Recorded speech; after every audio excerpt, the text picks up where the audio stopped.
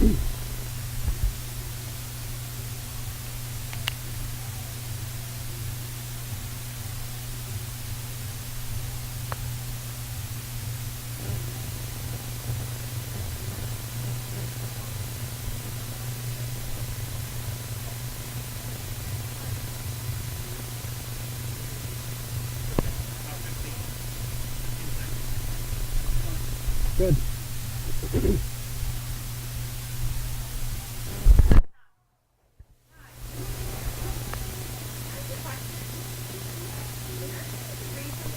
Your home for local sports is Sports Radio 1350 WOYK.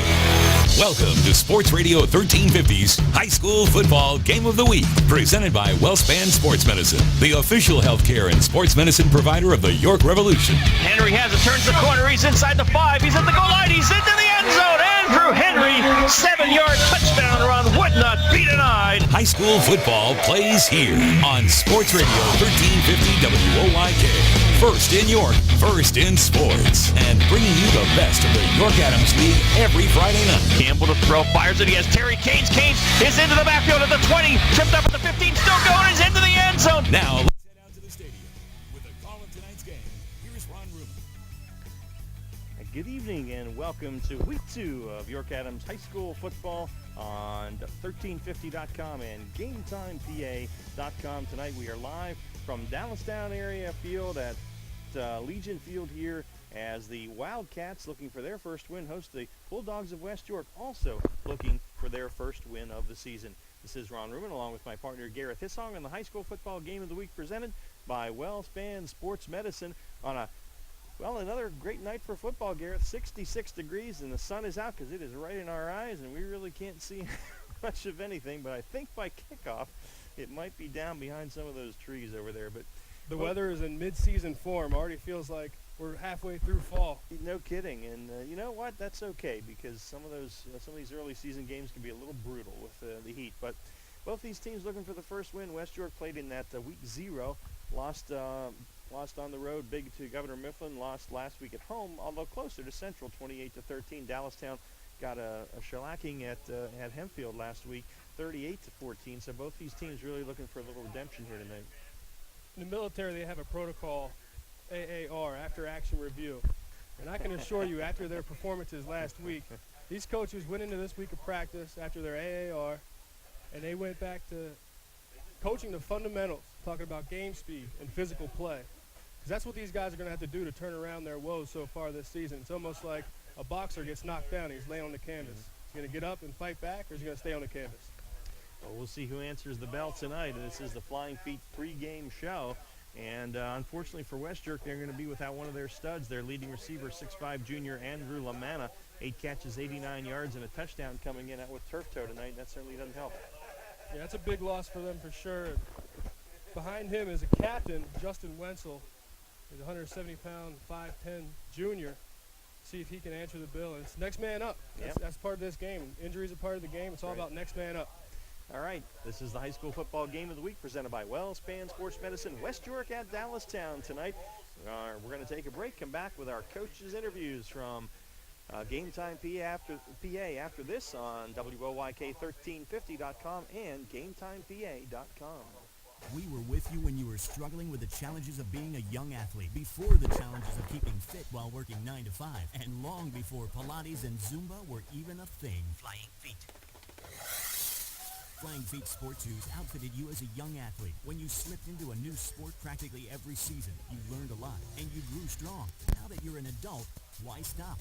Flying Feet has the brands and the styles that will increase your performance no matter how you choose to maintain your fitness. Just like when you were a kid, when you shop Flying Feet, you know you'll walk away with the best fit and natural comfort. Flying Feet stocks fitness shoes and all kinds of fitness gear. So, what do you do these days? Trail walking, working out on the track, on the street, in the gym, sign up for exercise classes like Pilates, Zumba, or need shoes for weightlifting? It doesn't matter what you're into, you can always count on Flying Feet. It's the one sportswear specialty store that's truly ageless. Flying Feet.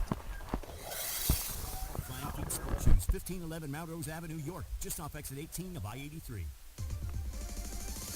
GameTimePA.com is your home for local high school sports. Log on for all the scores, stats, photos, and more, plus live stream coverage of the area's can't-miss matchups all season long. Stay in the game no matter where you are with the free GameTime PA app. Download it directly to your iPhone or Android and get all the GameTime features you love when you're on the go. Available at the iPhone App Store, Android Market, and, of course, GameTimePA.com. Mornings at 9. Dan Patrick on Sports Radio 1350 WOYK. Welcome back to our Flying Feet pregame coverage. Tonight's contest, West York visits Dallastown. Our head coach interviews are brought to you by GameTimePA.com. And joining us for our first interview is head coach of Dallastown, Coach Kevin Myers. Coach, how you feeling tonight? I'm doing fine. How you doing? Doing well, thank you. You had a rough start against Hempfield last week. What areas did you focus on this week to make improvements?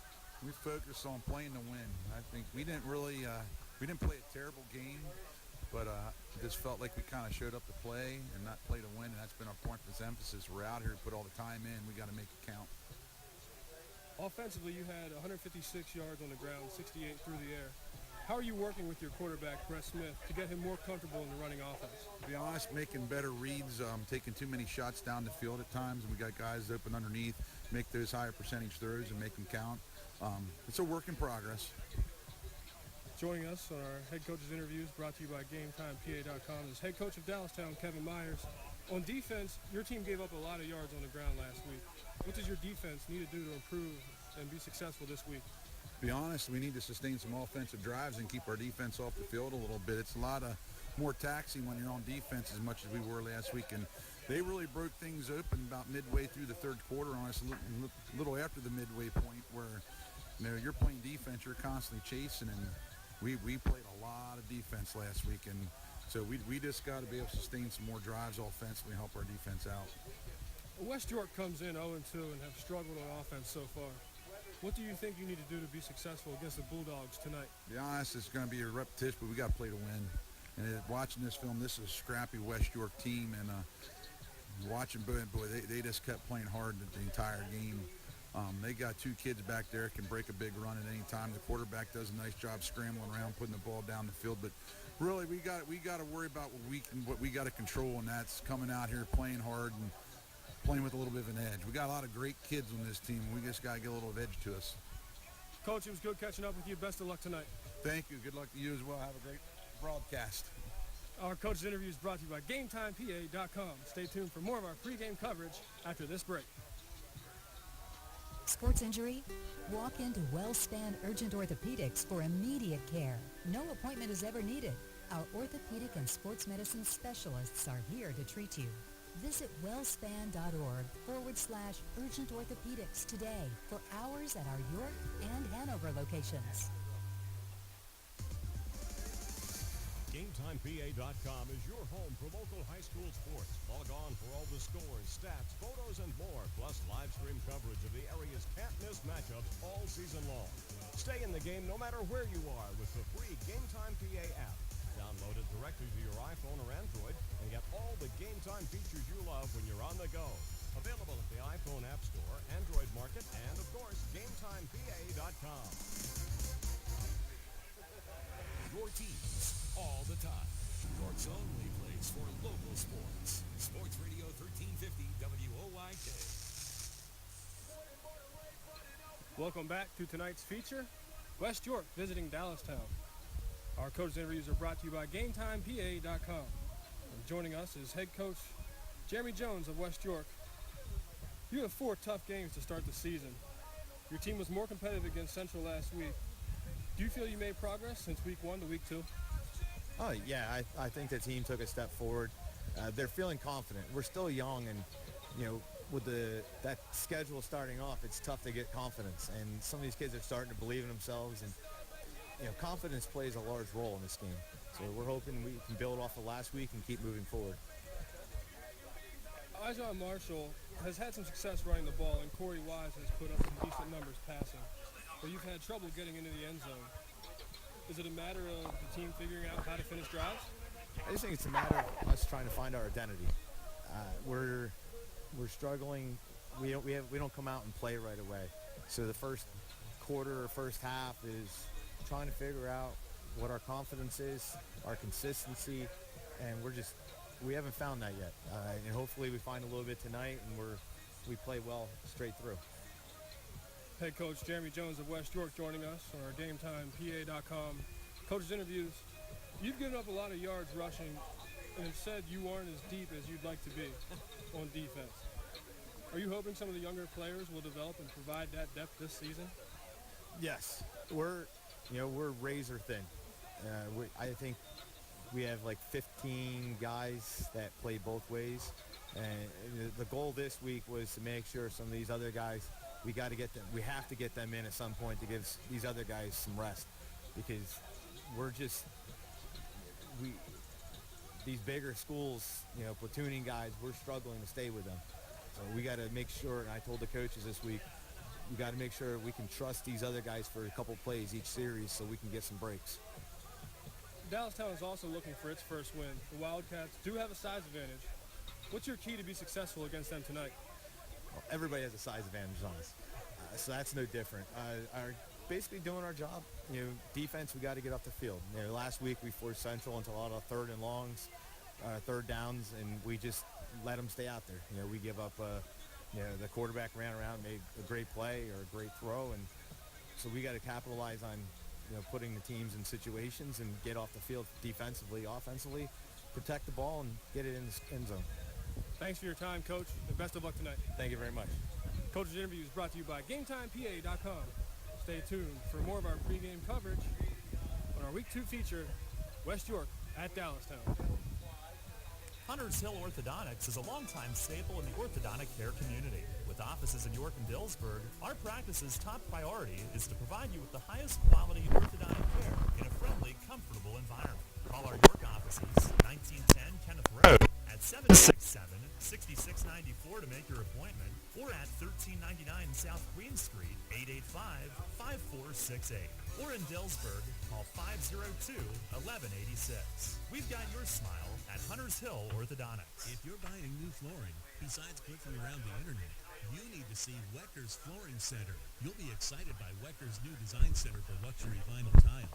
Wecker's expanded hardwood and laminate departments will impress you. And Wecker's variety of carpeting and warehouse truckload buys on remnants and rolls is unmatched. But the reason to choose Wecker's is trust. From the buying experience to the installation. That's why they're voted best 11 years running. Wecker's Flooring Center, Route 30, Hellemexon. There's only one place for local high school sports. Sports Radio 1350. And we're back here at Dallastown. Ron Ruman and Gareth Kissong with you on the high school football game of the week presented by WellSpan Sports Medicine. Glad you're with us on 1350.com and GameTimePA.com. Another preview of fall tonight. Temps in the mid-60s and a beautiful night for high school football. Time now for our Hunters Hill Ortho look around the league. Some other games tonight. Gareth, Central at Cumberland Valley. Panthers got a win against West York last week, but a different opponent this week. Cumberland Valley has that touted wing offensive attack. Central York can get a win there. That'd be a huge resume boost. Absolutely. Suburban at Northeastern. We saw the Trojans last week. They lost 30-14 to York Catholic, but I think we both feel that Suburban has better days ahead. Northeastern lost a bunch of guys from their playoff team last year, their district playoff team, but they got a good win against Daniel Boone last week. York Suburban is a young squad. Northeastern really started to have a culture of playmakers over there, and I expect that to continue this year. That should be an interesting game. Red Lion on the road at Daniel Boone. The Lions also losing a bunch of guys to graduation. Got a solid win against a Waynesboro squad last week. May not be the best opponent in the world, but Daniel began losing to Northeastern already. Daniel Boone, tough start to the season. I think Red Lion can come in there and continue their winning streak and go 2-0 first 2 weeks. Manheim Township at Southwestern. Both these teams 1-0. Mustangs getting a win for Chris Heilman in his first game as head coach. Congratulations to him. He's deserving of being the head coach over there. He's very invested in football, great worker. Talk about a resume boost. If they could beat Manheim Township, that'd be huge. It would be. Mechanicsburg at Spring Grove. Both these teams 0-1. Rockets dropping a 25-12 game to Hershey last week. They'll open up Papermaker Stadium, their first home game this year tonight. This is a good matchup. I think Spring Grove will learn a lot about their identity in this game, and hopefully they can come out on top. York High Bearcats we'll see next week as they host Cedar Cliff. Then they're off to a good start, a 26-14 win over Reading. They're on the road tonight playing McCaskey in Lancaster. York High has really had some rough couple of years in recent past. I think this year they're really trying to turn things around. Things are looking good for them. Hopefully they can continue their winning streak. Steel High at Dover. Steel High's played 2 games already, 1-1. Dover was down 35-0 last week to Shippensburg. Came back for losing 35-26. So Dover at home tonight. I guess maybe they can say they have momentum from playing well toward the end of that game last week. Right. Shippensburg has had a good program in years past, and Dover playing against them last week was down, came back as you mentioned. That'd be another big resume boost. They could beat a team like Steel High, who typically has a lot of playmakers. A couple teams in Division III got wins last week. Kennedale and Hanover, both these teams looking to do well and compete for the championship this year. And look for Hanover to continue their winning streak over Kennedale in this one. I think one of the most interesting games of the week tonight is Susquehannock at York Catholic. Susquehannock got a good 2-touchdown win over Northern last week to open their season, and York Catholic, I was impressed with the Irish with a good home win against Suburban. That's an interesting one tonight. Irish looked good last week. I think this will be another good test for them. Susquehannock as well, as they've had some rough couple years, getting back on the winning side of things. Be nice to see what the outcome in this game is and see who's for real this year. And another Division III squad, Delone Catholic, your alma mater, got a 1-point win over rival Trinity last week. They're on the road to Columbia tonight, and the Crimson Tide looking for its first win. Columbia's been up and down the last couple of years. See if Delone Catholic can come out and continue their winning streak at Columbia. All right, and that is our Hunters Hill Ortho look around the league as we get ready for West York and Dallastown. Take a break, come back with our starting lineups, courtesy of Trish Hauser, your local State Farm agent, on the high school football game of the week presented by WellSpan Sports Medicine on WOYK1350.com and GameTimePA.com. Hey, it's the good-looking genius at Broadway Transmission. You know what really grinds my gears? Perfectly good cars being thrown away just because the transmission went bad. My mind slips into overdrive when someone says, I'll just get a new car before I spend that kind of money on a transmission. What? According to Kelly Blue Book, the average price of a new car is $32,000. Now you're going to finance that, right? There's another $6 to $8 grand. And if you drive it off the showroom floor, it loses 20% of its value immediately. Don't forget, you also have to pay sales tax, higher insurance rates, title and registration fees, and come up with $600, $700, $800 a month depending on your interest rates. For 5 years, and remember, you will still have to pay for the upkeep of the car, brakes, tires, wipers, fluids, etc. Stop! Trade your transmission, not your car. Thanks, good-looking genius. Welcome, ma'am. Broadway Transmission. Get your shift together and save you all that dough. Visit us on the web at BroadwayTrans.com or stop in and see how it's done. Today it seems everybody is offering a discount on car insurance, but at what price? Reduced protection and personal service. At State Farm, you can earn discounts and stay ready for service and dependable protection from the world's largest car insurer. See me, Trish Hauser, 1865 Susquehanna Trail North, York, for the State Farm multiple line discount. With State Farm, you get an agent you can depend on and an insurance company you can trust. For the details on State Farm's multiple line discount, see me, Trish Hauser. Your county, your team. Sports Radio 1350 WOYK. First in your first in sports. And welcome back for our Week 2 feature. West York visiting Dallastown. Our Trish Hauser, State Farm agent, starting lineups. At quarterback, senior, 6 foot, 165, Brett Smith for Dallastown. At running back, Nizier Smith. Fullback, Noah Strine. Wide receivers, Nathan Downey, Josh Sebastian, and tight end, Steve Werner. Offensive line goes at tackle, Aaron Grazer and Lucas Skelly, who will be replaced by Brian Edwards. At guard, Jonah Miller, Quentin Slider. At center, Raymond Christos. On defense for the Wildcats, the defensive front, on the defensive line goes Raymond Christos, Lucas Skelly, Steve Warner, Aaron Grazer. Linebacking core, Nathan Downey, William Anderson, Ben Ward, Mason Figdor. The cornerbacks and safeties for the Wildcats defense, Yazir Dixon, Josh Sebastian at corner. At safety, number 20, Max Tyrell. On offense for the West York Bulldogs, at quarterback, number 18, Corey Wise. He's a 5'9", 140-pound sophomore. At running back, Ijon Marshall, 175-pound junior. At fullback, Nick Spadafora. Wide receiver, Jamal Anderson, Eli Bensel. And at tight end, replacing the starter, Andrew Lawana, is Justin Wetzel. The tackles on the offensive line for the Bulldogs, Noah Schoberg, Javante Johnson at guard is Ethan Sloat, and Austin Coy at center, Patrick Lichty. And the defense for the West York Bulldogs starting tonight at defensive tackle is Savon Henderson. Beside him at tackle is Noah Schoberg. Defensive ends, Patrick Lichty. Nick Spatafora. Linebackers go Eli Bensel, Drew Robinson, Ethan Sloat, Jamal Anderson. The defensive backfield headed by Ajuan Marshall. At safety, and also at safety is Justin Wenzel. Cornerback, Shane Kaufman, and Jamal Anderson. And that wraps up our State Farm Trish Hauser starting lineups.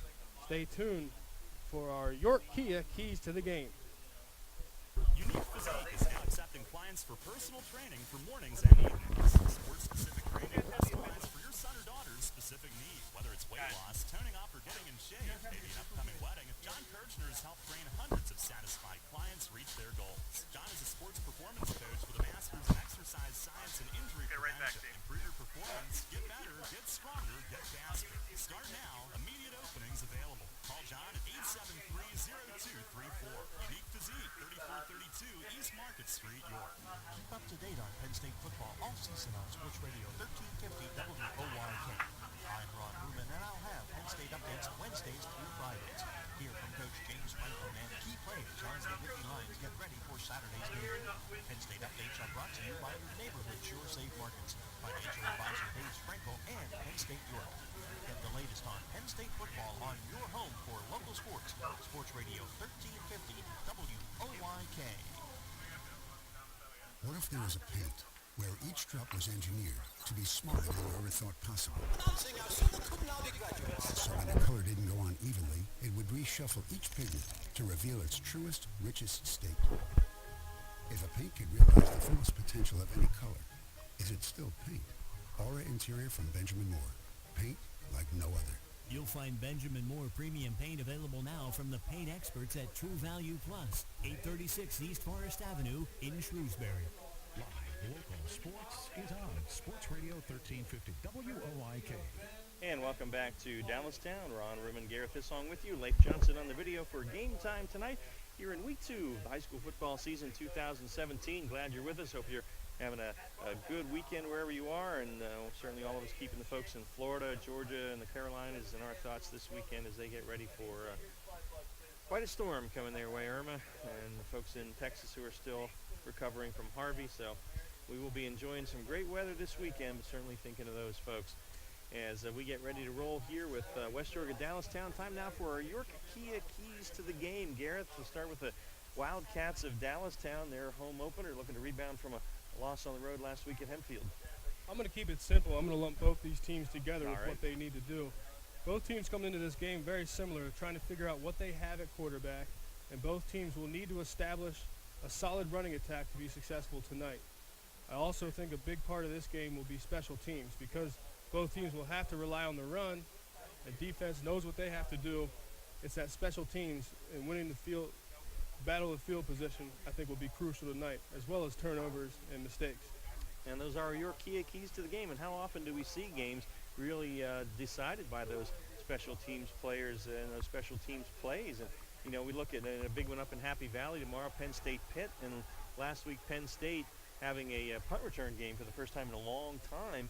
You know, it probably didn't matter last week, but that could be key in a game for big-time college. So here in a high school game, you know, we've seen games turn when somebody returns a punt or a kickoff or makes a big play, causes a fumble on a kick. That can turn a whole game around. And a good illustration of how important special teams is, if you look at Alabama and Nick Saban, he plays a lot of his starters on special teams because he believes firmly that it is a third phase of the game, as all coaches do. Right. But he really is invested in that belief and has his starters playing special teams. Last week, starting running back, scored a touchdown or two, also had a punt block. Right. So that will tell you how important special teams is. It's a third of the game, and it's very important. I think it'll have a big impact on the outcome here tonight. That said, I do not want to see Saquon Barkley returning kicks. Did not make me happy when I saw that last week. So. I wouldn't mind seeing him block a punt. Yeah, well, next year he can do that when he's making money in the NFL. So, anyway, remind you again, next week we'll be at Smalls Field in the city of York as the Bearcats host Cedar Cliff.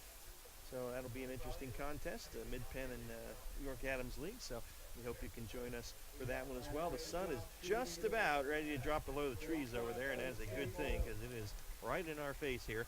Sparse crowd on hand here tonight, although it's starting to fill up here on the home side at least, so that's good. Our officials tonight, Daniel Carl's the referee, Richard DeLauder III, Tim Waltz, Roland Bosby Jr., and Ronald Cheek are the guys in the striped shirts. So turf field, so the field condition is great as the Wildcats take the field here. They will bust through the Wildcat banner, and they do so. And the Bulldogs have already gone to the visitors' side, so perfect night for high school football, and we are glad you're with us here on 1350.com as well as GameTimePA.com.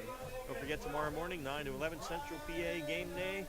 The Steve Navaroli and Matt Present getting you caught up in all the Friday night action and getting you ready for your sports weekend as well, as we're just about a little under 5 minutes away from our Fast Signs opening kickoff. And we are going to take a quick break. We'll come back and get you ready for that kickoff after this on the High School Football Game of the Week presented by WellSpan Sports Medicine on WOYK1350.com and GameTimePA.com. Sports injury? Walk into WellSpan Urgent Orthopedics for immediate care. No appointment is ever needed. Our orthopedic and sports medicine specialists are here to treat you. Visit wellspan.org/urgent orthopedics today for hours at our York and Hanover locations. Every day, Fast Signs helps businesses like yours with their visual communications. We ask the right questions to invent smart solutions and help you build your business. Our knowledgeable consultants uncover your communication challenges and provide visible solutions. At Fast Signs, we're innovators, planners, and designers. We're more than fast, more than signs, and we're more than ready to help. Contact Fast Signs today. Visit our store next to Sam's Club in East York or visit us online at fastsigns.com. There's only one place for local high school sports. Sports Radio 1350. And welcome back to Dallastown High School. Ron Ruben, Gareth Hissong with you. Leif Johnson on the video for game time. And before our Fast Signs kick, we will have our national anthem from the Dallastown High School Marching Band. 007 Dover performs tonight's two-part musical salute to the national anthem and Dallastown's high school alma mater.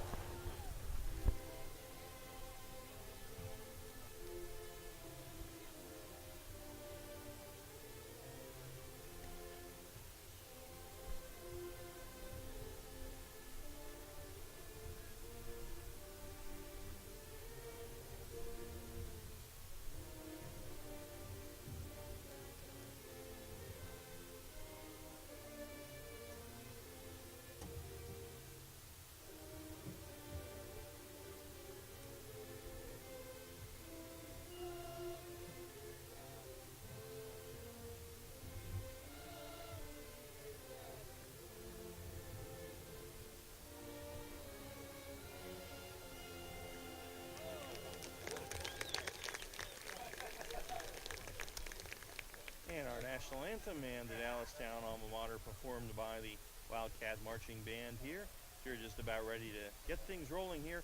West York and Dallastown tonight here from Dallastown Area High School. Beautiful night for high school football. Again, glad you're with us. And, Gareth, you get to this point after the first game or two games, you don't have a win, start to press a little bit. I think, you really want to get that first W under your belt a little bit, I think. Certainly do, and like I talked about coming off of last week, go back to this week, you have a lot of things to improve after looking at last week's film.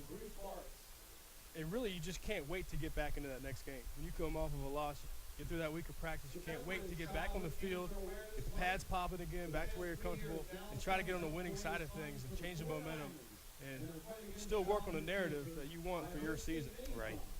And so certainly early enough, both these teams can do that, and West York in particular with a really grueling non-conference schedule, Governor Mifflin Central, Dallastown, and Manheim Central, and then they'll have a bye, actually, before they'll start league play. So, and corresponding with Jeremy Jones this week, I said, certainly this non-con schedule will have you ready for the league, and he's certainly hoping so. His a lot of issues. It's a young team, but also he just doesn't have the numbers, and it's tougher when you're going up against schools where you can just look here at the teams on the sidelines. Dallastown has half again as many guys on the sideline as West York, and football in many ways, as he said in your interview with him, it's a game of attrition. You get to the third and fourth quarter, if you got guys that are playing mostly two-way as opposed to teams that are at least half the guys are platooning, that makes a difference after a while. And we see that play all the way through all the classes. I mean, that's been the issue with going from 4 classes to 6 classes. Right. You got these schools, some are super large. They try to break them up so things are fair, but depth is a huge issue, especially tonight for both these teams. Have some injuries with some younger guys that might not be starters, but provide a lot of depth. And still early on in the season, it's nice to get that spell as you get into game shape. Absolutely. So we'll see how that plays out tonight as we've had the coin flip, and I believe West York won and deferred. And so I'm guessing Dallastown is going to receive. I have to be honest, I wasn't paying close enough attention here. We were talking, yes, it does look like Dallastown will receive and go right to left to start things out. As dropping back deep for the Wildcats will be Josh Sebastian and Malik Key will drop deep for Dallastown. And Andrew Lamanna is normally the kicker for West York, so they lose that as well with him being out tonight. It looks like Patrick Lichty will boot it for the Bulldogs, so we will see what he's able to do. Our Fast Signs opening kick in our first quarter brought to you by Stony Brook Family Restaurant. And again, you talk about coming off of that loss last week. Both these teams want to get in here and shake off the rust, get back on the winning side of things. Week 2, feel the excitement. All right, here we go. And Lichty approaches the Fast Signs opening kick. It's a short one fielded by one of the up guys at about the 29-yard line, and he's across the 40 and out to the 43-yard line. And that was Mason Figdor, he's a linebacker, returning that. So pretty good field position for the Wildcats. They'll start first and 10 at their own 43-yard line after the short kick there by Patrick Lichty. In years past, I've seen a lot of games with Kevin Myers. His teams typically have a run-heavy identity, but he still likes to come out in that opening play and throw some kind of a screen and try to keep the defense guessing. Quick snap, and they give it to the deep back Smith. He's into the secondary, breaking tackles, and he has a first down as he rumbles down to the Bulldog 36-yard line. It's going to be a 21-yard gain. Followed his blocks well and just broke some tackles there. And Dallastown going, hurry up. So they set quickly here, and Brett Smith under center, and he gives it to his fullback this time. That's Noah Strine, and he is stacked up pretty well in the middle. Austin Coy, the first guy there, I think, to make the hit for West York. So well defense there, and actually they mark him for no gain for Strine. It'll be second down and 10 at the Bulldog 36. Another quick snap. They give it to Smith, and he has an opening off the left side. He's into the secondary, rumbling down to about the 14-yard line before he is brought down by Ijan Marshall. It's a gain of 22 and another first down. So, wow, Dallastown just 46 seconds into this game. They are on a roll. No problem navigating through the defense of West York. Another quick snap. And again, Strine straight up the middle. The big fullback gets about 2 down to the 12-yard line. Stacked up in there, Eli Bensel on the stop along with Patrick Lichty. It'll be second down and 8. Already going 5 plays, minute 10 into the game. And Smith, the deep back, has an opening off the left side. He's at the 5, and he drags a man into the end zone. Justin Wetzel and Isaiah Smith would not be stopped, and he has a 12-yard touchdown run. And with 10:45 left in the first quarter, Dallastown puts together an impressive drive all on the ground, and they go up 6-0. Isaiah Smith, captain, 5'9", 175-pound junior, does the honors and gets his second rushing touchdown of the year. So the point after from Mitchell Grow to be attempted here to try and make it 7-0. Snap is there, the set is down, the kick is up, and it's good. Mitchell Grow puts it through, so 10:45 left in the Stony Brook Family Restaurant first quarter. Dallastown strikes quickly, Wildcats 7, Bulldogs nothing. Back after this on the high school football game of the week presented by WellSpan Sports Medicine on 1350.com and GameTimePA.com. Hunters Hill Orthodontics is a longtime staple in the orthodontic care community. With offices in York and Dillsburg, our practice's top priority is to provide you with the highest quality orthodontic care in a friendly, comfortable environment. Call our York offices, 1910 Kenneth Road, at 767-6694 to make your appointment, or at 1399 South Queen Street, 885-5468. Or in Dillsburg, call 502-1186. We've got your smile at Hunters Hill Orthodontics. Hi, this is Dan Patrick. Join me weekday mornings at 9 on Sports Radio 1350 WOYK. Well, we're back at Dallastown, and the time now for our scoring recap here from Brown's Orchards and Farm Markets. Dallastown Wildcats coming off with a boom, going 5 plays, 57 yards, a minute 8 seconds off the clock. In the opening possession of the game, Nazir Smith with an 11-yard touchdown run. 7-0 Dallastown leads. 10:45 left in the first quarter. Wow. Well, the Bulldogs are going to have to figure out that, or it's going to be an awfully long night for that defense as Mitchell Grow approaches it here with the fast signs kick, boots it, and a good end-over-end kick into the end zone, and it's going to be a touchback, so West York will start at its own 20. First and 10, the quarterback Corey Wise is 21 of 39 on the year, 238 yards, 2 touchdowns, 3 interceptions. Unfortunately, he's missing his top weapon, 6'5" junior receiver Andrew Lamanna with 8 catches on the year. He's out with a turf toe tonight. Wish for a speedy recovery for the tight end. Get that weapon back. A lot of beef in the middle for Dallastown with Ricky Cole at 300 pounds. Ray Christus is about 240 in the middle of that defensive line for Dallastown. The Bulldogs significantly undersized. Wise under center, backs in the eye, and the receivers are split one each way on first down. And they hand it off to Marshall as a hole, and it closes pretty quickly. Ijon Marshall did get out to the 24, and the tackle there is made by Aaron Grazer, the defensive end. So Marshall picks up 4. It'll be second down and 6. Also to note, a number change at linebacker, number 78, is William Anderson, the 6'2", 225-pound senior captain. Usually wears 87, but needs to do some duties on the offensive line tonight, so switched up to 78. All right, second and 6 for West York. Its own 24, 7-0 Dallastown.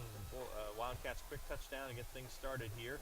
And Wise, again, handoff to Marshall, but nowhere to run here. He's going to lose about a yard as he was stacked up by a bunch of guys. Mason Figdor was there, Ricky Cole was there, Ray Christus was there. And it's going to be marked at about the 23, so Marshall will lose a yard. And it's going to be third down and about 7. Actually, he loses 2. A third and 8 for West York at its own 22. Right as I call his number, it's William Anderson, the senior captain at linebacker, brings the pressure, the penetration in the backfield, and disrupts the running game of West York. Wise will go out of the shotgun here with 4 wide receivers on third down and 8. Takes the snap. Rolls to his left. Pressure comes, a little shovel pass to Spatafora. The fullback broke 1 tackle but couldn't get away from the second as he is dragged down there on a good play by Josh Sebastian.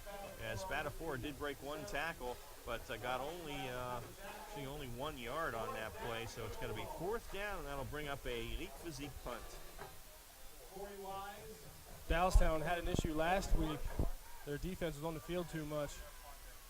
Looks like West York is headed towards that same problem. Wise punts, Decent kick, hits it about the 50, takes a little bit of a Bulldog bounce inside the 45 down to the 41, and Jamal Anderson will down it there. So Dallastown will start it there. He started the last drive with the 43, and they made quick work of it behind Nizair Smith. So the Bulldog defense needs to answer after the offense goes 3 and out here with 8:44 left in our Stony Brook Family Restaurant first quarter. Same way these teams are coming off of losses last week, and you want to see how they respond. Same task for this defensive unit right now for West York. How are they going to respond after the offense of Dallastown ran right up the gut? Under center is Smith, backs in the eye, and they give it to the big guy, this time Strine, the fullback, busts through, and they finally wrestle him down out at the 48. Ethan Sloat and Justin Wetzel on the stop. It's a gain of 7, and it's going to be 2nd and 3 for there. Just see the domination, the line of scrimmage, and the size differential. And quick snaps again. There's Strine, hole off the left side. He's got a first down at the Bulldog 43-yard line. Wetzel and Lichty on the stop, but that's a gain of 9, and those holes are just opening, and you get a guy like Strine ahead of steam. That's not good news. He's 230 pounds. And a flag flies here as Dallastown again trying to go quickly. And we'll see what the penalty is. Got to be some kind of a lineup wrong here. We'll get the call. Oh, no, we didn't. Well, our mic not working, but it's offsides against West York. So they lined up, I guess, in the neutral zone, and it's odd they threw that before the snap because they could have moved back. But it's a 5-yard penalty, so it's 1st and 5 for Dallastown at the Bulldog 39. Wildcats working very quickly here, Gareth. The Bulldogs can ill afford to shoot themselves in the foot with penalties. Here's Smith off the left side, another big hole into the secondary, 20, and finally pushed out of bounds by John Marshall, but he's down at the 13-yard line. It's a gain of 26, and that's going to be another first down inside the Weckers Carpet red zone for the Wildcats again, with 8:07 still going in the first quarter here, and they're threatening the second time. Absolutely no window dressing in what Dallastown is trying to do, just running the ball.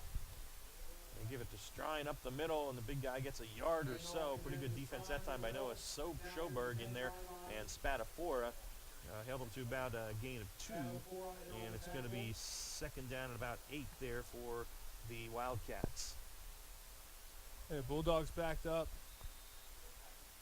In the shadow of their own field goal post, I'd like to see this defense make a stand, get some grit, get some momentum. Be a major stop if they can stop Dallastown at the goal line. So 2nd down and 8 at the Bulldog 11-yard line. Smith under center. Hands it to Smith. Smith looking to dance outside. He gets inside the 10 to about the 9 or the 8. He's grabbed by Savon Henderson there. Going to mark it at the 8. That'll be a gain of 3, and it's going to be 3rd down there and about 4 or so for Dallastown. That last play, you saw a lot of stalemates at the line of scrimmage. Kudos to West York. They need to continue to do that to have success tonight. Win those one-on-one battles, shed the blocks, get good penetration, and stop the run for the Wildcats. All right, so it's 3rd down and about 5. Ball at the Bulldog just inside the 9. And out of the shotgun for the first time tonight for Brett Smith. Got 2 backs behind him split. Gives it off to Max Tyrell in the backfield. Tyrell's near the end zone, and did he fight his way in? Bulldogs are saying the ball came out. Looks like they're going to say he was down. Yeah. They stopped his forward momentum. So no fumble, but no touchdown, but it's going to be 1st and goal. Ball at the inside the 1-yard line. So there's a gain of about 8 on that play. 1st and goal here with 6:35 left. I understand we have some static on the line here, but on all of our connections look solid here, so don't know what may have happened. We'll check it during the break if we can, but we look good at this end. And is that quarterback sneak by Brett Smith, and he's into the end zone with 6:19 remaining in the first quarter, and the Wildcats add their 2nd TD in as many possessions. They go up 13-0. Easy sledding for this Wildcat offense. They continue to run the ball at will at the Bulldog defense. Okay, so, well, the PAT by Mitchell Grove, that is good as well. So 6:19 remaining in the Stony Brook Family Restaurant first quarter. It's Dallastown 14, West York nothing. Take a break on the high school football game of the week presented by WellSpan Sports Medicine.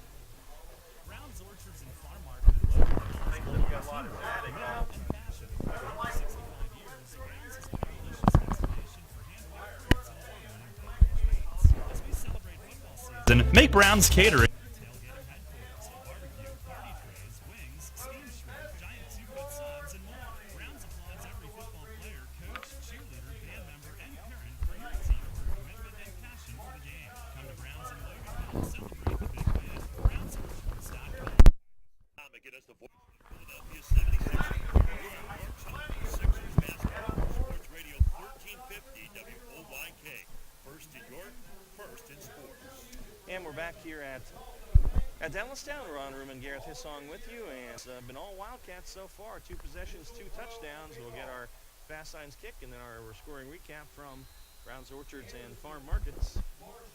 As Groh approaches it and boots it. Good high kick, and this one will be returned by Marshall. Dropped it, and it goes into the end zone. That's going to have to be a touchdown or a touchback. Don't think he can bring it out. The official signaled touchback, but then he ran it out. And I guess since he touched it in the field of play, he can run it out. He probably should have let it go for a touchback because he only gets to about the 10-yard line. So West York will start there, 1st and 10. Let's get our scoring recap. Second possession of the ball game. Dallastown Wildcats travel 59 yards in 2 minutes, 25 seconds and 7 plays.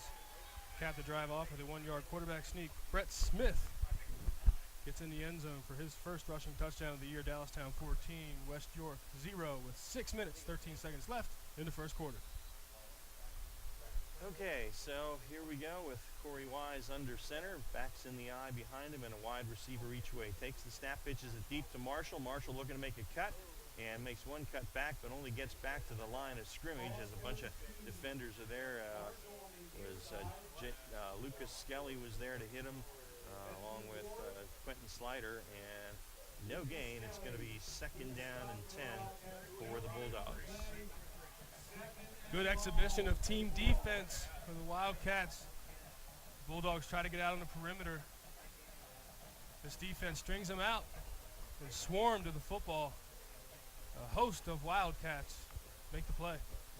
So 2nd and 10, West York its own 10-yard line. Still 5.5 left in the first quarter, and Dallastown up 14 already. Wise will work from the gun with 4 wide receivers now. Takes a snap, fires it. It's almost picked off by Big Ben Ward. He was going for Justin Wetzel on a little slant pattern. Ward had that one, but didn't bring it in, and so it's going to be 3rd down and 8 after the near interception. It's plays like that football players have a healthy habit of building amnesia so they can get to the next play. Right. A dropped interception. You see oftentimes teams, when they throw up the middle, it's harder. There's more defenders, more congestion. A lot of times it's hard for quarterbacks to see that underneath defender. So 3rd down and 8 at the 10-yard line. And Wise again working from the shotgun with 4 wide receivers. And, that's going to be, I think, movement on Dallastown's part. Now, he's pointing at the offense, but looked like he was crossed the line already. Coming in there, Nathan Downey. The tackle reacted, but Downey had crossed the line, I think. And, they call that against West York. Wow, now I thought, isn't that he got a clear shot at the quarterback and the tackle reacted there? It was Noah Schoberg, Jonah Schoberg. No, it is Noah Schoberg. I don't know. Downey was in the backfield. It seemed like Downey got a good start and just by happenstance was very fortunate. And the center, Patrick Lichty, seemed to snap it just at the perfect time. Wow. It does seem like Noah Schoberg was drawn off sides, but yeah. Well, 3rd and 15 now from the 5, and Wise out of his own end zone fires it deep down the near sideline, going for Popham that overshot him, and the coverage that time by Downey. So the incomplete pass leaves a 4th down, unique physique punt, and West York will have to kick it out of its own end zone here, 4th and 15 with 4:54 on the first quarter clock. Max Tyrell deep, but he is well into Bulldog territory here as this game really starting off difficult for West York. Punting out of the south end zone, see if the sun going down can change the fortune of West York.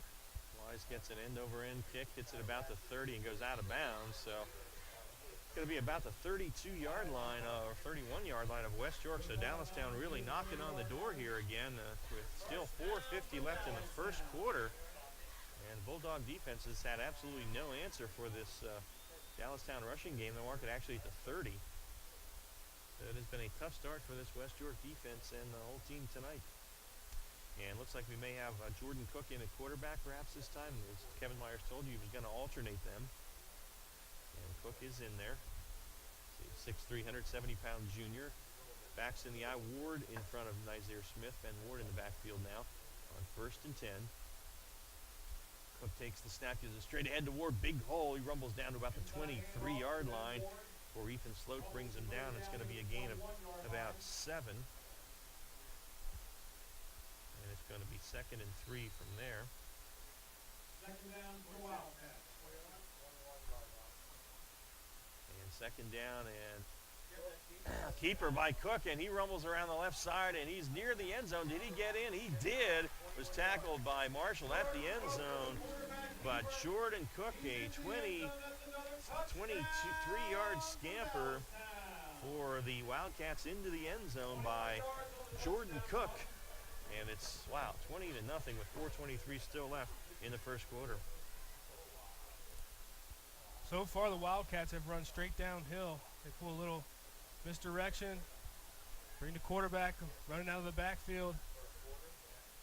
Caught the Bulldogs sleeping.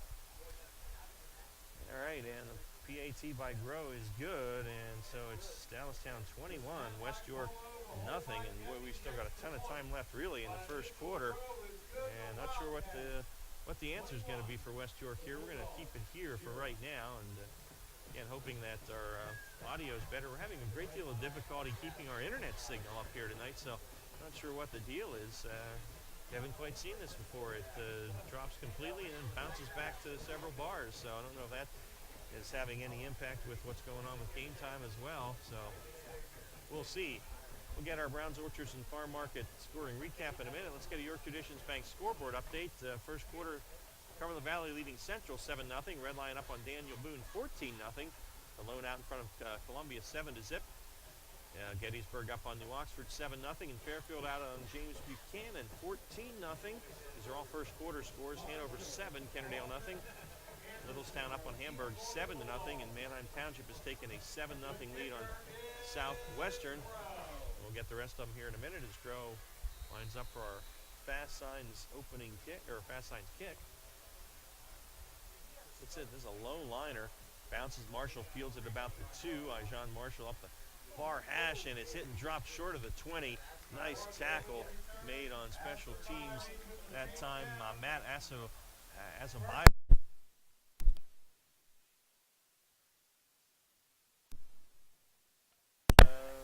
Looks like they'll mark it around the 17 or 18-yard line.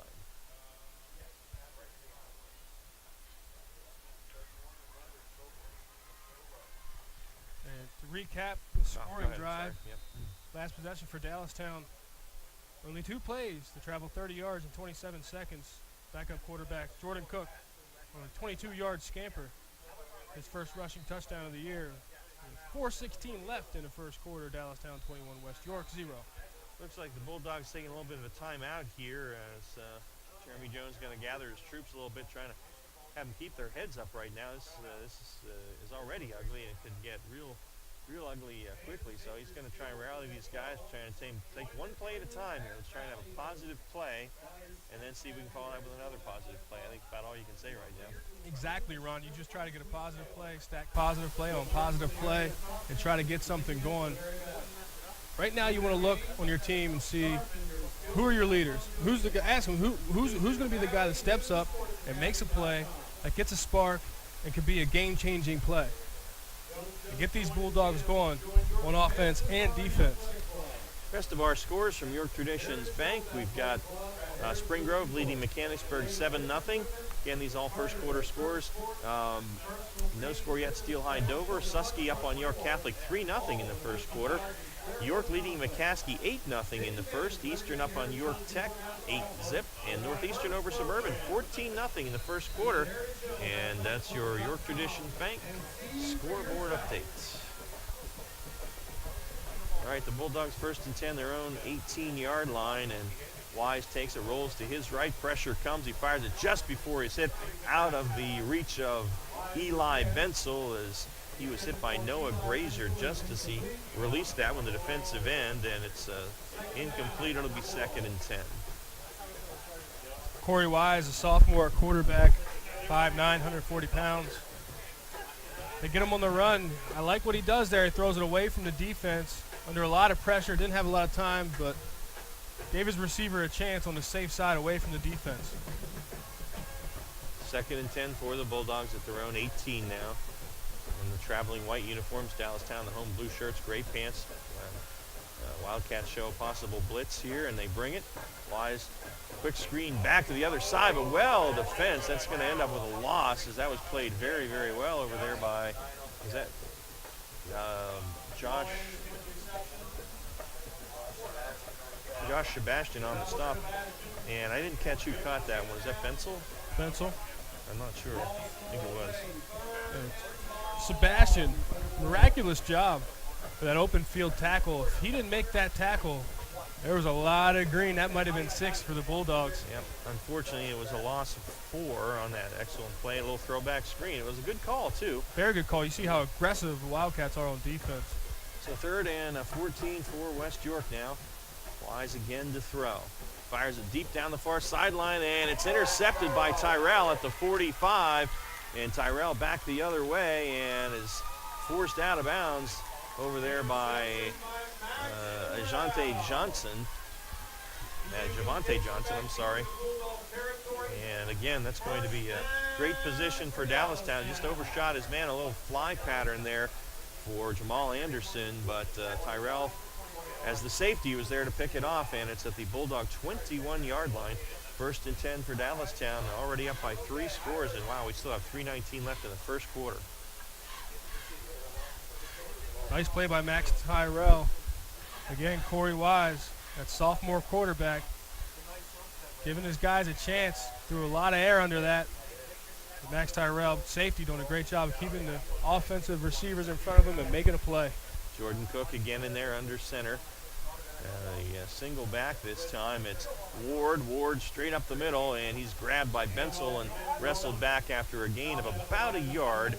And it's going to be 2nd down and 9 from there for the Bulldogs right at the Weckers Carpet red zone. Again, it's Jordan Cook at quarterback. We've seen so far 2 series. First 2 series, Brett Smith. Consecutive next 2 series, Jordan Cook. And again, straight ahead to Ward. Ward leans forward. He's a big guy. Gets about 3 down to around the 17-yard line or so, and picks up 3, and it's going to be 3rd down and about 6 from there for Dallastown. They're wasting no time. They're under center, and Cook takes the snap. Ward again, and I think it actually was kept by Cook. And Cook gets inside the 15 to the 14-yard line. Good play fake. There's a flag, so we'll see what that is.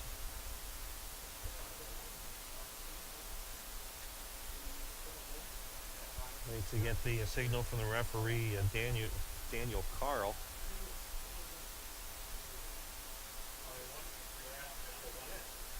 Wildcats doing a great job of dominating every aspect of this game thus far. Almost 10 minutes into the ball game. And the illegal procedure against Dallastown.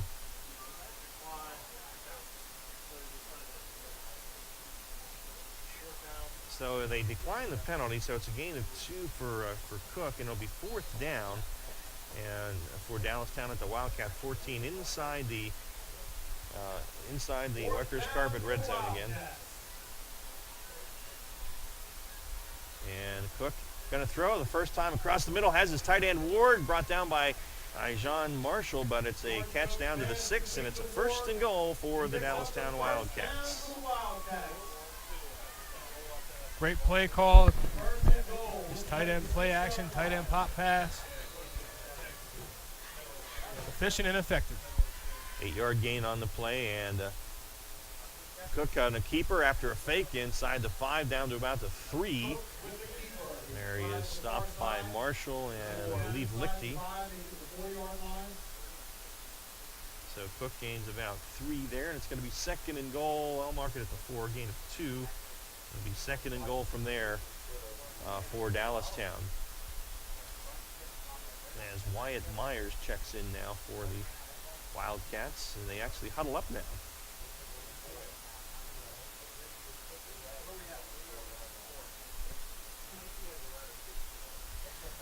So out of the gun this time, Cook now with Strine behind him. Takes the snap and gives it to Strine, who rumbles up the middle and into the end zone. Big Noah Strine, the fullback, hits pay dirt on his 6th carry of the game. A 4-yard touchdown. Wildcats on the board 4 times in the first quarter. Still a minute 18 left. It's 27-0. Wow. Big Noah Strine. Don't typically see fullbacks get as many carries as he has had thus far this game. Nice to see the big guy get the rock. Yeah. Grow on for the 4th time tonight to attempt the PAT. Snap is there, the set is down, the kick is up, and it's good as well. 28-0, and we could hit the mercy rule here early in the second quarter, which is really tough. And it's tough for those guys from West York, and it's a proud program. It's just struggling right now with numbers as much as anything else, plus a pretty tough opening schedule here. So what Jeremy Jones has to try and do is rally his guys and keep their heads up, because when they get into division play, they're going to have teams they can certainly be competitive with, and sometimes you get a couple of tough games early on. You know, it's tough to keep the motivation for the rest of the year. So we are at 28-0 with a $1.18 left here in the first quarter on 1350.com and Game Time PA. And we'll have a Fast Signs kick, and then are you ready for our scoreboard recap from Browns Orchards and Farm Markets? All set, a dominating 5 plays, 21 yards. And started out on the 21-yard line of West York after a nice interception in return by the defense of the Wildcats. And it was a 4-yard touchdown run by Noah Stein to give us Dallastown 28, West York 0. And the Fast Signs kick from Mitchell Grow to the 10, fielded by Shane Kaufman, cuts to the outside at the 20 and dives out to about the 21-yard line. Good special teams coverage for Dallastown. Hustling down there was Kai Fennessy to make the stop. And so the Bulldogs will start 1st and 10, their own 21. 1:14 left in the first quarter, and West York in a big hole here, 28-0.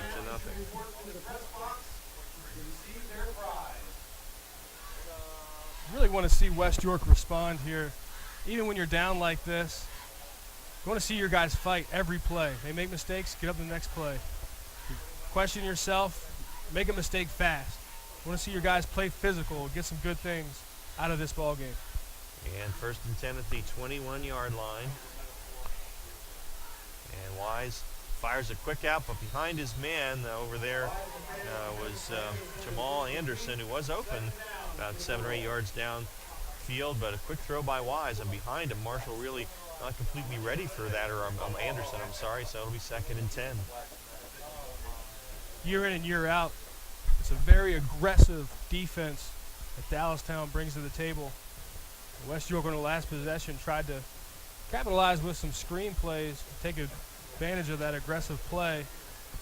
But so far, it's been all Wildcats dominating on the line of scrimmage.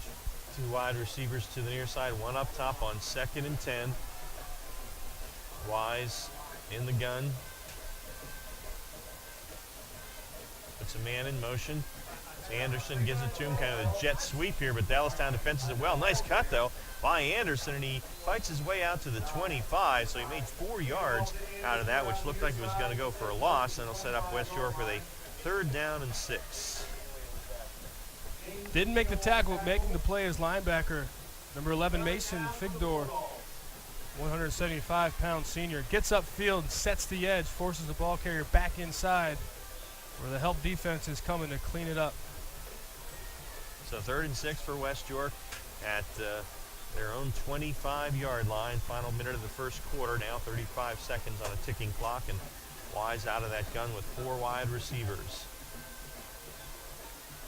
Sophomore takes a snap. Blitz comes. Has to get rid of it quickly and threw it behind his man out there. That was Bensel. Pretty well covered by Figdor, but it's incomplete. It's going to be 4th down and another unique physique punt from Wise with 24 seconds left here in the first quarter that the Bulldogs cannot see end quickly enough. Wise doesn't have a lot of time back there. The Bulldog blitz, or the Wildcat blitz, is effective.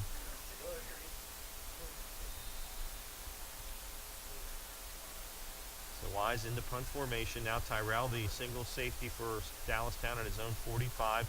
Wise gets it off. High kick. Going to hit it. The 48 of Dallastown, fielded by Tyrell, and makes a move down the near sideline. Wow, he could take this. And he's just got Wise to beat. Cuts back inside, and he's into the end zone on a punt return. Max Tyrell of about 57 yards as the ball bounced. He fielded on the bounce. I think everyone thought he was not going to field it, and he did. And there's a flag out here, though, at the 48 of West York. So let's see whether this might come back. Illegal block in the back. Yeah, I see that so often on the returns, and it was a nice one by Tyrell. It got the Bulldogs a little bit flat-footed that time. And Tyrell, as soon as he fielded the punt, took a jab step to the right, influenced the coverage, and then up the sideline to the left. And that is, in fact, a call against Dallastown. So really the first mistake the Wildcats have made tonight. And Kevin Myers still talking to the official about it. Coaches are never satisfied.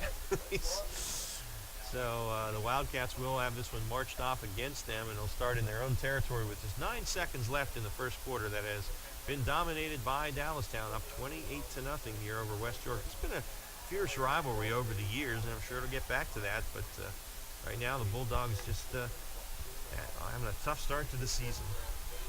I wanted to get back to that. You mentioned it about West York and how it's been traditionally a great program. And even this year, today, you see some guys that are playing physical football, and a lot to be said to continue to go out there and fight, play physical football when you're down 28.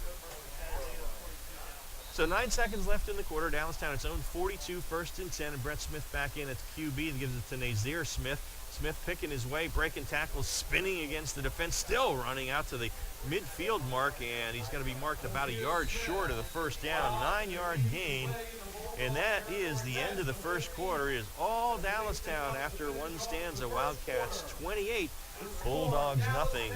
Our Broadway transmission second quarter comes your way next on the High School Football Game of the Week, presented by WellSpan Sports Medicine on 1350.com and Game Time PA.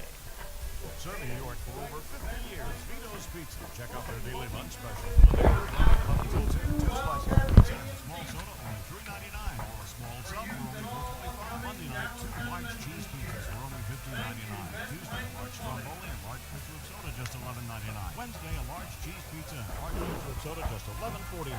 Vito's open till midnight, Monday through Thursday till 1 a.m. Fridays and Saturdays. Dining outside 34 South Queen Street, York, or get carry 943-1143. Your county, your team.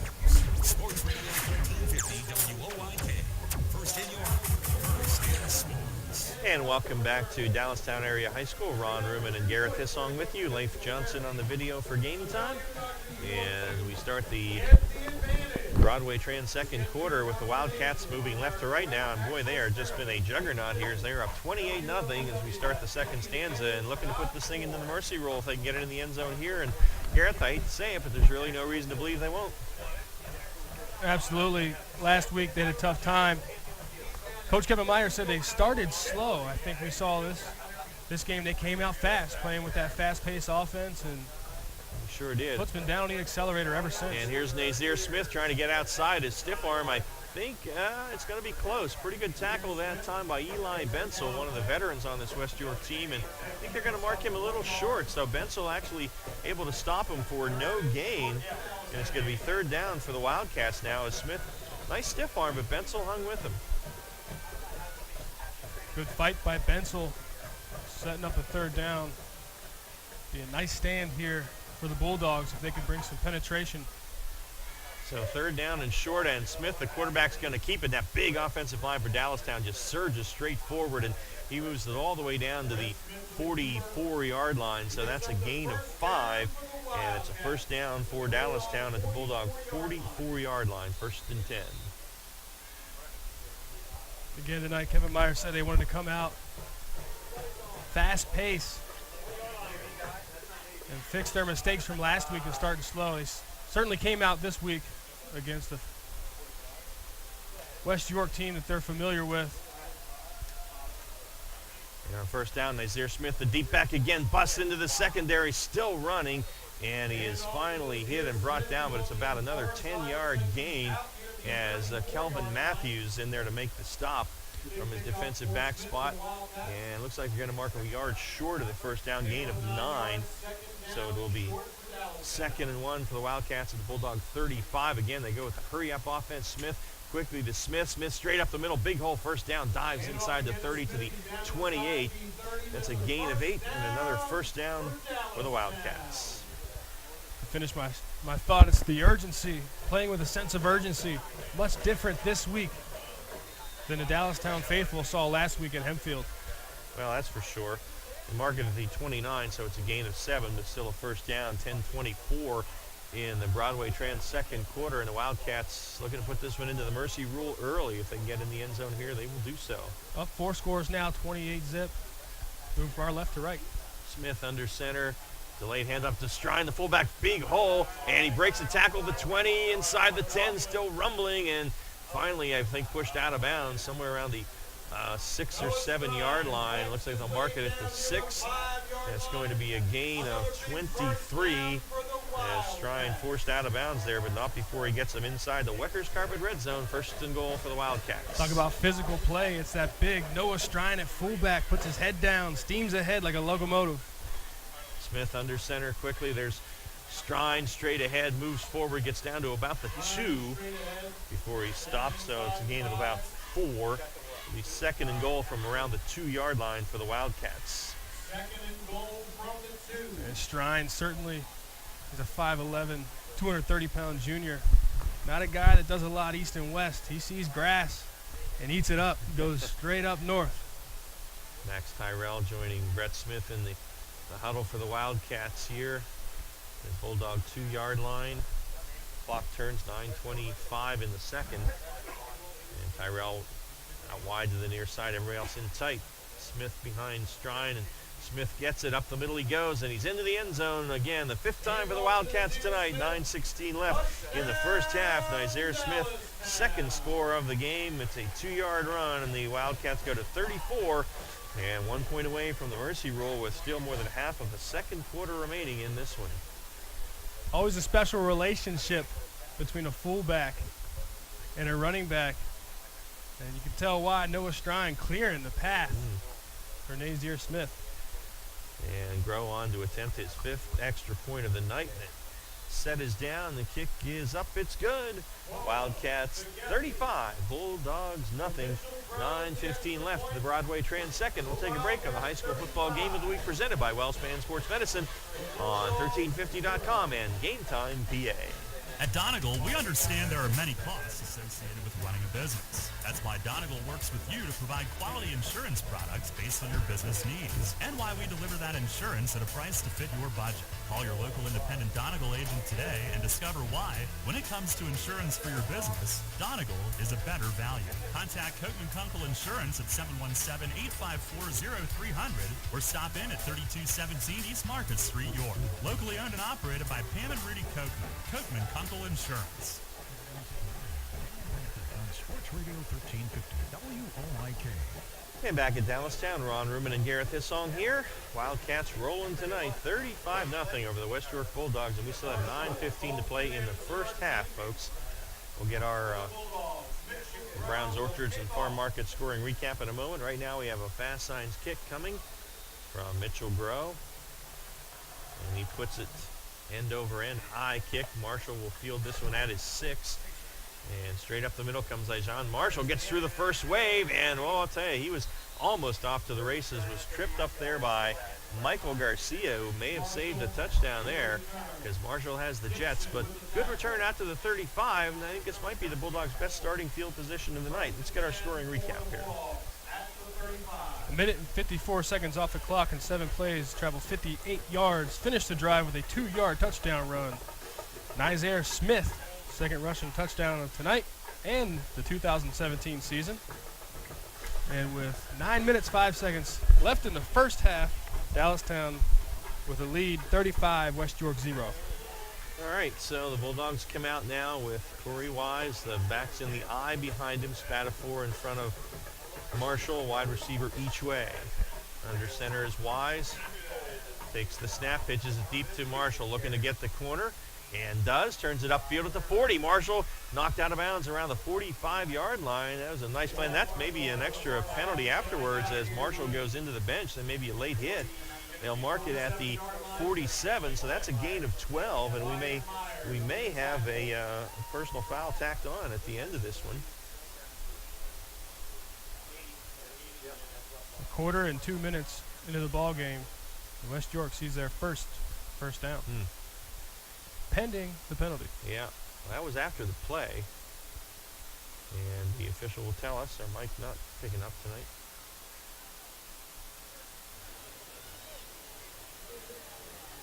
And there it was, personal foul, late hit out of bounds. So that'll tack 15 onto it. The Bulldogs get into Dallastown territory for the first time tonight as they'll walk this one down to the 38-yard line, and it'll be first down there. Well, I'll actually mark it at the 37.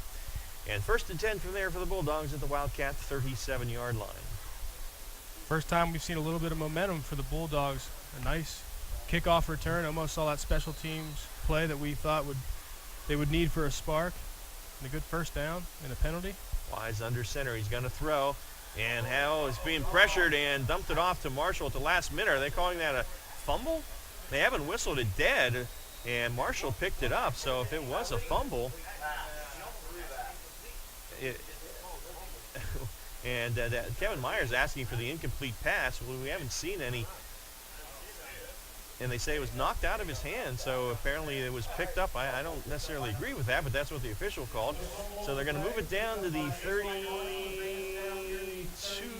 where are they going to mark it? 31-yard line, so it's a pickup of 6. So Ijon Marshall will get 6 yards on that.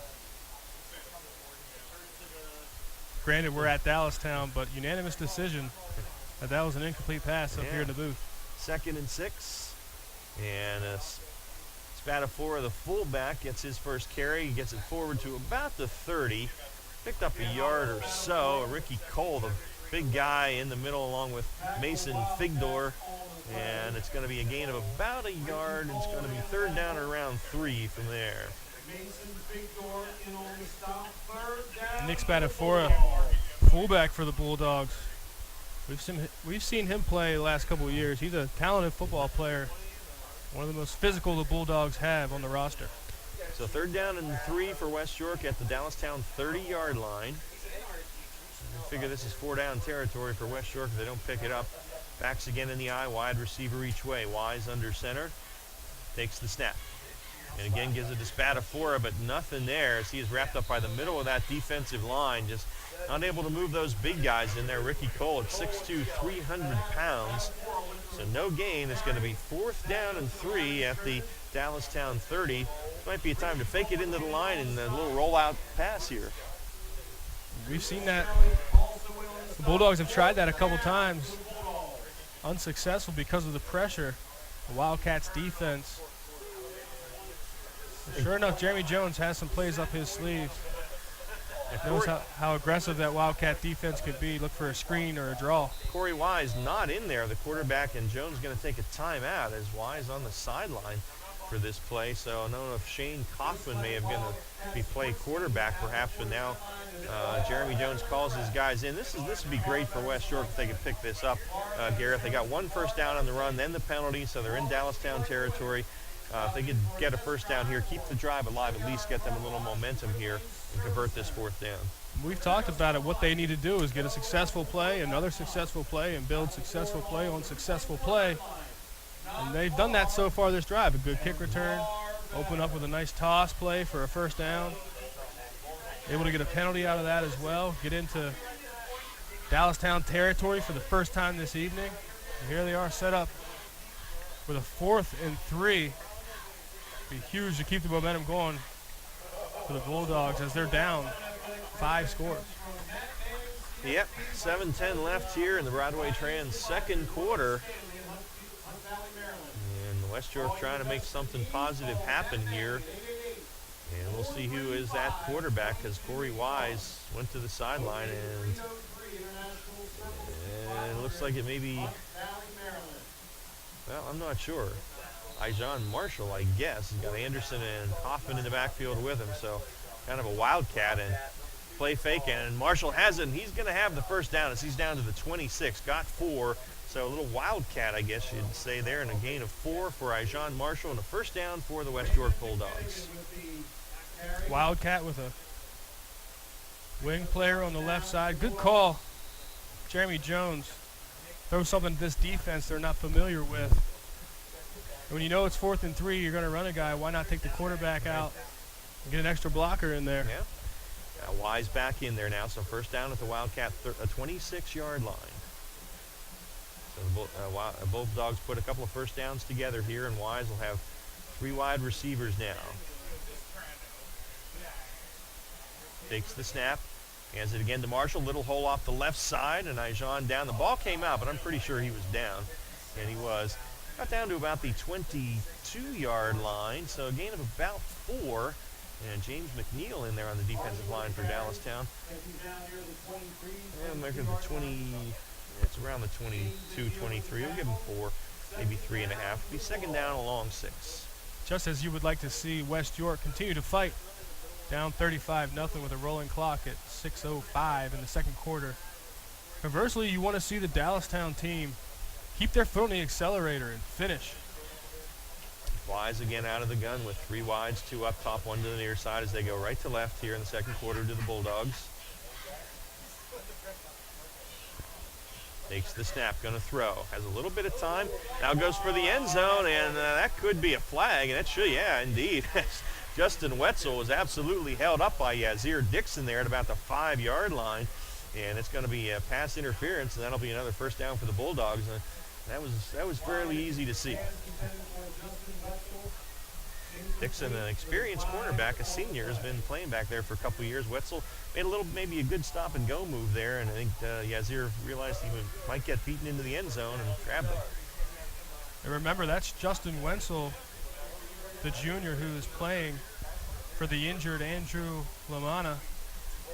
They line up Wenzel, the top of the formation, bottom of the numbers, does a nice, like you said, stop-and-go, a double move. Good technique, and would have been a touchdown without the pass interference. So that'll be a first down for the Bulldogs, 3rd of this drive as they move the ball inside the 15 to about the 14-yard line. So for the first time tonight, the Bulldogs in the Weckers Carpet red zone. 1st and 10 at the 14-yard line of Dallastown. This is the 5th possession for the Bulldogs. The first 4 had 3 3-and-outs and 1 3 plays and interception. First time here, they go to play 8. Wise takes it, gives it to Marshall. Marshall, hole up the middle, nice cut. Oh, was he plastered at about the 6-yard line. And that was Josh Sebastian that put the lumber to him at the 6-yard line. Gain of about 8, though, for Marshall. A nice hole and then a nice move. It's going to be second down at about 2. Talk about a guy with some moxie. It's Josh Sebastian. See him make a few plays tonight. The big contributor, the junior, 6 foot, 165 pounds, plays cornerback. Not to be confused with John Sebastian, who sang the Welcome Back Cotter theme some years ago. Just so you guys in the booth are clear.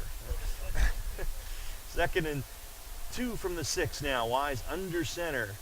And he pitches it to Marshall looking for the corner. It's a block from his fullback, cuts it back inside, and inside the 5. He's going to be close to the first down. We'll see. Nice little kick-out block by Spada Ford, and a nice move following that by Marshall. And I think he's going to get the first down with that move. And they mark it at the 4, and it's first and goal for West York. Good job converting and getting the first down. Also the defense for the Wildcats almost gave up another touchdown, but did a good job stringing that out, forcing the running back inside. Oh, you got a first down. Didn't give up the score yet. Wise under center, takes the snap, gives it to Marshall. Marshall straight up the middle, dives near the goal line, not quite in though, at about the 1 yard line, as looked like the stop that time was made by Anderson, William Anderson, at the just shy of the goal. It's going to be second and goal from about the half-yard line. Look for the reduced front on the defensive line. The Wildcats, when you cover up the center and 2 guards, got to assume Bulldogs are going to try something right up the gut. Yeah. From the 1 yard line. Maybe even the QB sneak here. We'll see. But a lot of beef in the middle of that Dallastown defensive line. Wise under center. Marshall trots in motion to his left now. Spatafore, the lone back, and he gets it, and no, he is stacked up and driven backwards, so good penetration. Ray Christus leading the charge there, and he drops Spatafore at the 2.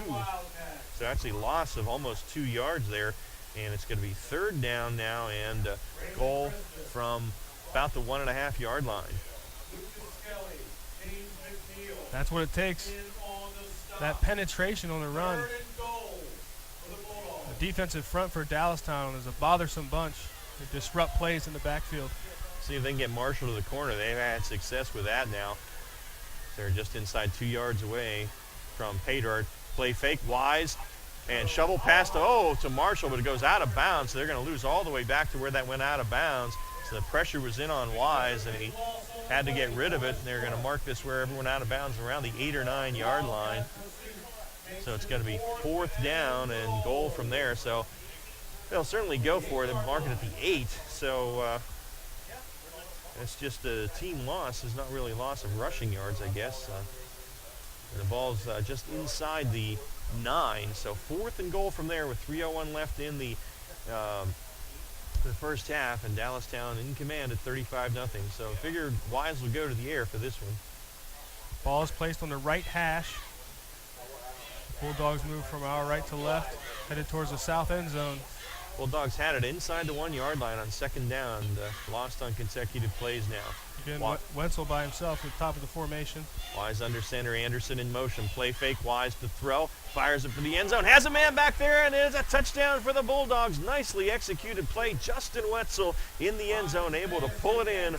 Wise on the 9 yard touchdown pass to Wetzel.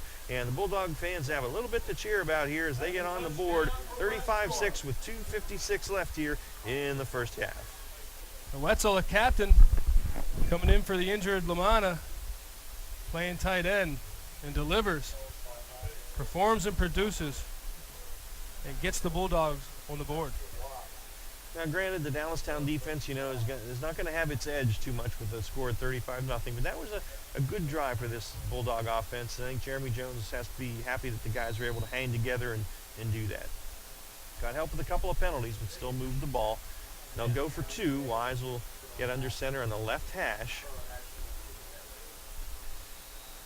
And West York's going to use its final timeout of the half with just 2:56 left. So they want to figure out what they want to do in this 2-point conversion. And we can get our Browns, Orchards, and Farm Market scoring recap here, Mr. Hassan, while we have a moment. Did a great job on this drive, going 7 plays, travel 65 yards, and they take up 7 minutes off the clock. Great to see this response from the West York team as they were down 35-0. And a great 8-yard connection. Sophomore quarterback Corey Wise connects with junior tight end Justin Wenzel. Currently we sit 35-6, Dallastown with the lead, pending a 2-point try. Maybe the most important thing you just read there in our Browns, Orchards, and Farm Market scoring recap was that 7 minutes and 10 seconds that they took off the clock, because the Bulldog defense has not really been even able to slow down the Wildcat offense much. So keeping that offense off the field was a key thing for the Bulldogs here as they get close to halftime now. The other key for them would be to keep Dallastown out of the end zone in the final 3 minutes of the half and get into the locker room and regroup a bit. Another good sign is they've had trouble in the first 2 ball games of finishing drives. They've moved the ball and haven't scored. Good finish on this drive. Under center Wise on the 2-point conversion attempt. Anderson in motion. Wise rolling, throws back. Oh, nicely done. Wide open was Eli Bensel, the old throwback. Everybody going right. Bensel, and a flag on the field, though. So let's see if this is going to come back. That was well executed by West York. Bensel, nobody within about 7 yards of him. But we'll see if this is going to come back. A couple of the officials talking it over, and we'll see what the call is going to be. Illegal motion, illegal shift by West York, so that'll set him back 5, and that's tough because that was a well done play. So that's tough. Certainly a play you keep in your back pocket for special situations. To execute and get a penalty is frustrating. Yeah, it really is. That's tough, and I'm not sure what the I guess the illegal. Was that illegal shift or was that illegal? I think that's what that call was. So I'm not sure. They flipped the tackle from the left side to the right side. Maybe that was it. I don't know. Well, that is tough for the Bulldogs. It's been a tough evening here, and Spadafora into the lineup now for Kaufman. I remember that play being run by the Nittany Lions in '94 with Kerry Collins and Kyle Brady, the tight end, against Tennessee in the Citrus Bowl. I think perfectly run for a touchdown. Same kind of thing. Everybody rolling right, throw back the other side, and Kyle waltzed in. Wise will go out of the gun now with 3 wide receivers, and Marshall joins him in the backfield. Wise rolling right, firing for the back of the end zone. He's got his man, Wetzel, so they had to do it twice. Figdor on the coverage, but a nicely thrown ball on the run by Wise. Hit Wetzel in the back of the end zone, so the 2-point conversion is good, and it's 35-8. All right, we're going to take a break on the high school football game of the week presented by Wellspan Sports Medicine on 1350.com and Game Time PA. If you're looking for experienced barbers and a relaxing atmosphere, come to Iacono's Hair Studio, 2030 South Queen Street in York. Iacono's is a family-owned business serving the York area since 1972. For high-quality grooming enjoyment and the professionalism of over 75 years combined expert experience, Iacono's is the place for you. For haircuts, for a straight razor shave, for a relaxing grooming experience, for the best of the best in the business, visit or call Iacono's at 834-8258. The home for local sports. Sports Radio 1350 WOYK. All right, so 2:56 left in the Broadway Trans second quarter, and West York's on the board here. It's 35-8 Dallastown, but a good drive by the Bulldogs, and the fast signs kick to come from Patrick Lichty now. Again, Andrew Lamanna, starting receiver, and the kicker and punter out tonight with a turf toe, so that's hurt the Bulldogs in multiple ways, and Lichty approaches it, and wobbly kick is going to be fielded by one of the up men at about the 20-25 yard line, and straight up the middle he goes. That's Joshua Rees, and out to about the 45 yard line. The Bulldogs stop there is made by Austin Rubio, sophomore on special teams. So 1st and 10 for the Wildcats. 2:49 left here in the half, and their offense hasn't been stopped yet tonight. Talked about the Bulldogs putting some positive plays together, and they certainly did that on that last drive, finishing the drive, scoring a touchdown and converting the 2-point conversion. See if they can continue that momentum on defense and take this momentum into halftime. Dallastown has all its timeouts if they need them. And Brett Smith will go out of the shotgun now. He's got 3 wides to the near side here. And they're going to give it straight ahead up the middle. And met right about at the line and shoved back. It's going to get a yard or so. And we'll see who that was. Number 30. That would be Jamal Brandon. His first carry of the night. And got a yard. It'll be 2nd down and 9 for the Wildcats at their own 46.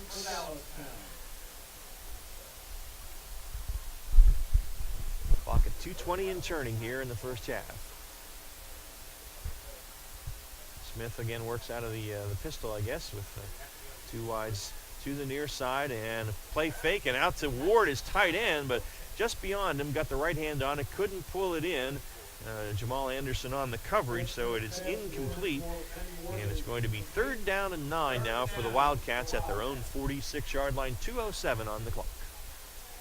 Brett Smith a little bit too much mustard on that pass.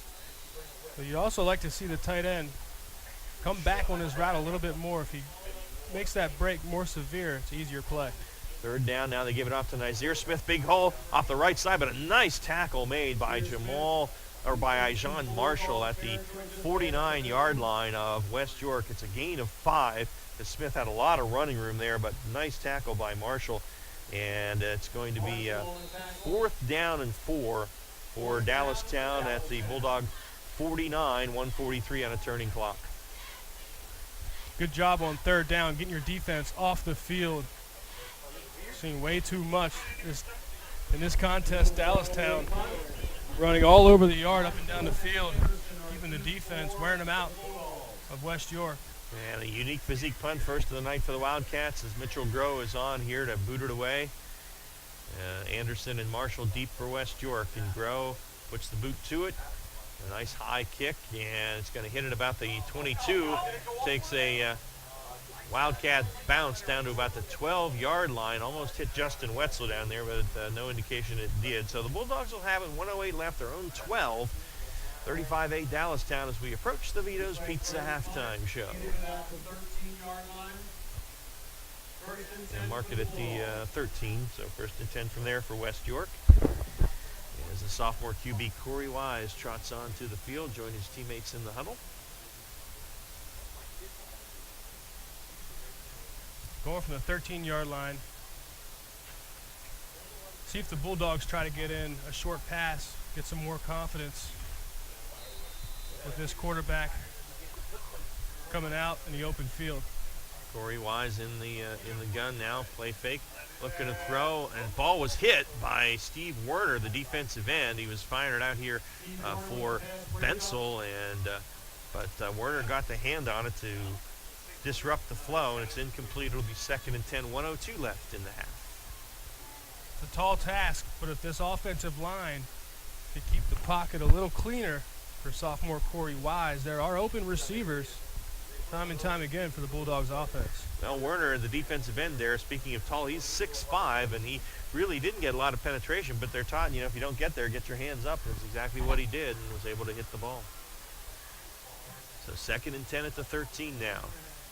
2 wides each way for the sophomore quarterback Corey Wise. Takes the snap. Stands in the pocket, fires it deep down the sideline for Kaufman, overshoots him and through the hands of the safety that time, Jordan Cook. Not able to bring that one in as he overshot Kaufman. That's a similar play to the Max Tyrell interception in the first quarter. Incomplete though, 3rd down and 10 now, still 56 seconds left here in this first half. I appreciate the aggressive play call and the send downfield.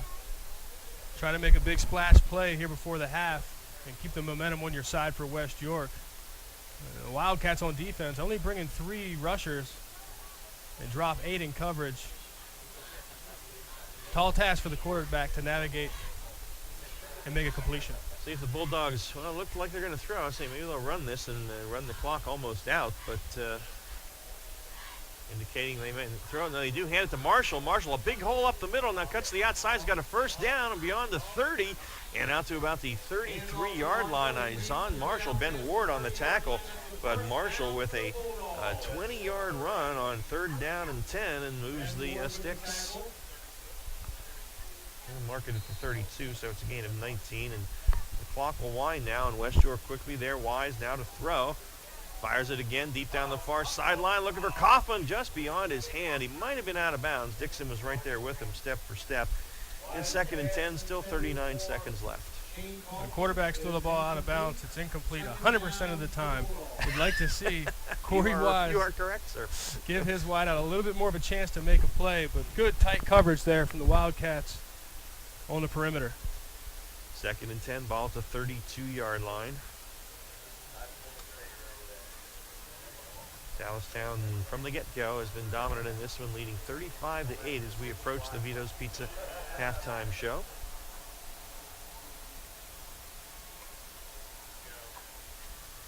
Wise. Pressure comes, gets it out, a little bubble screen to Coffin, gets a block. Coffin down the far sideline, has a first down into Wildcat territory and dragged down at about the 43-yard line. Chased down by William Anderson, but that's going to be a nice gain of 18 and 25 yards. So Coffin, the 25-yard reception on the little bubble screen there from Corey Wise, and another first down for the Bulldogs.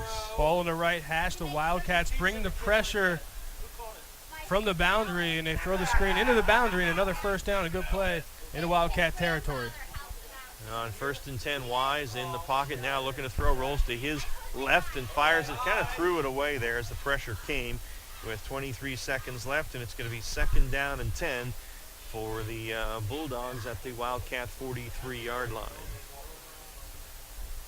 Nice play just to get rid of it. Let the play another down, stop the clock if there's nothing there. Again, with only 23 seconds left in the first half, moving from our right to left on the 43-yard line of the Wildcats as the Bulldogs try to continue to build the momentum going into halftime. Yeah, alrighty.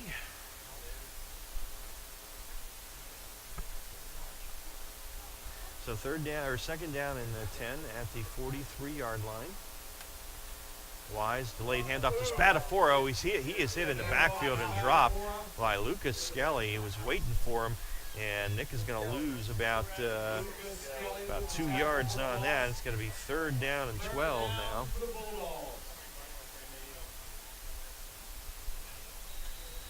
And we only have 4 seconds left, so. Corey Wise spikes the ball to kill the clock. Set up now with a 4th and 12 from the 45-yard line of the Wildcats. Surprised the Bulldogs went with a running play with 23 seconds left and no timeouts.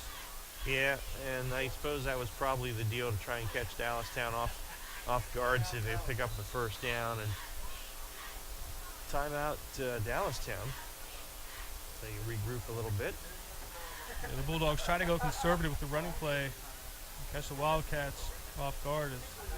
They've only been rushing 3 down linemen, but sniffed it out, the Wildcats. Good play. Yep. So we'll have one more play at least before halftime, and if there's a defensive penalty or a score, we may have 2. Vito's Pizza halftime show coming your way. We'll get scores, stats, recap, and a little bit of the band here at halftime. A beautiful night here in Dallastown on the 8th day of September. Now, if Dallastown brings pressure, don't think you're going to have enough time for Corey Wise to go 7 steps, 5 steps on the drop, and throw it as far as he can for a Hail Mary. And it's a pretty far throw as they're sitting on the 45-yard line of Dallastown. So maybe a hook and ladder. We'll see a shorter throw and some trickery. Yeah. Now they're bringing 3 wide receivers to the near side. Jamal Anderson, Eli Bensel, and Justin Wetzel. And single receiver up top, Spatafora in to help block just a 3-man rush for the Wildcats as they'll drop everybody. And they set up a screen. Oh, and Anderson didn't catch it. And Jamal Anderson unable to bring it in, so that will end the first half as they had the screen set up here, but Jamal's tried to run before he grabbed it, and it's been that kind of half for the West York Bulls, although it did end with a little bit of positivity as they got into the end zone there with several minutes left, and teams will head to the locker rooms here as we head for the Vito's Pizza halftime show and all Dallastown tonight. Wildcats leading at 35-8 here on 1350.com and Game Time PA, our second week of coverage for high school football this season. We'll let the teams head into the locker room before we go to our first break here and get our halftime activities rolling for you. On a pretty night for football, but not if you're a West York fan, as they have been struggling from the get-go here as they open the season with some very, very difficult opponents. Governor Mifflin, Central York, and now Dallastown. Dallastown looking to rebound and doing so from their loss to Hempfield last week. So as the teams head to the locker room, the West York Bulldog Band about to take the field here. Rod Meckley, their director, and they'll be performing for the fans. Wildcat band was out there pregame.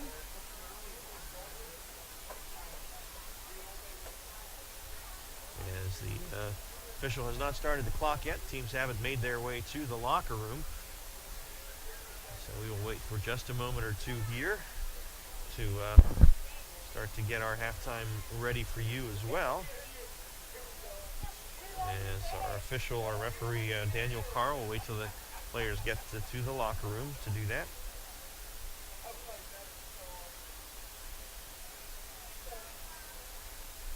And he's still looking toward the locker rooms to make sure the players get there. You allow them to get some rest. You get injuries when guys are kind of worn out, so I'm trying to give them enough time at halftime to recover a little bit. 35-8 our score. Dallastown up big here at the half over the West York Bulldogs here in the turf field at Dallastown. A perfect night for high school football here just in week 2. We've had football weather our first 2 weeks of the season here. So as the official awaits the players' arrival at the locker room and the band to take the field here, Ron Room and Gareth Hissong with you, and Leif Johnson on the video for game time. Next week we'll be at Small Field in the city of York as the Bearcats host the Colts of Cedar Cliff. So I'll get a chance to look at the Bearcats. Got a win last week against an opponent from the Mid-Penn Conference. It's a long trek to the locker rooms here, apparently, because they still haven't made it. Referee gazing to the northeast here to see where they're going. They'll relay the signal as soon as they get into the locker room. I believe is it 2 by land, 1 if by sea? I think it is, Eric. Yeah, there we go. All right, the Vito's Pizza halftime show coming up. Dallastown 35, West York 8 on the high school football game of the week presented by WellSpan Sports Medicine. Serving York for over 50 years, Vito's Pizza. Check out their daily lunch special, Monday through Friday, 11 till 2. 2 slices of pizza and a small soda, only $3.99, or a small sub for only $4.25. Monday night, 2 large cheese pizzas for only $15.99. Tuesday, a large stromboli and large pitcher of soda, just $11.99. Wednesday, a large cheese pizza and large pitcher of soda, just $11.49. Vito's opens till midnight, Monday through Thursday till 1 a.m., Fridays and Saturdays. Dine in at 1734 South Queen Street, York, or you can carry out for 843-1143.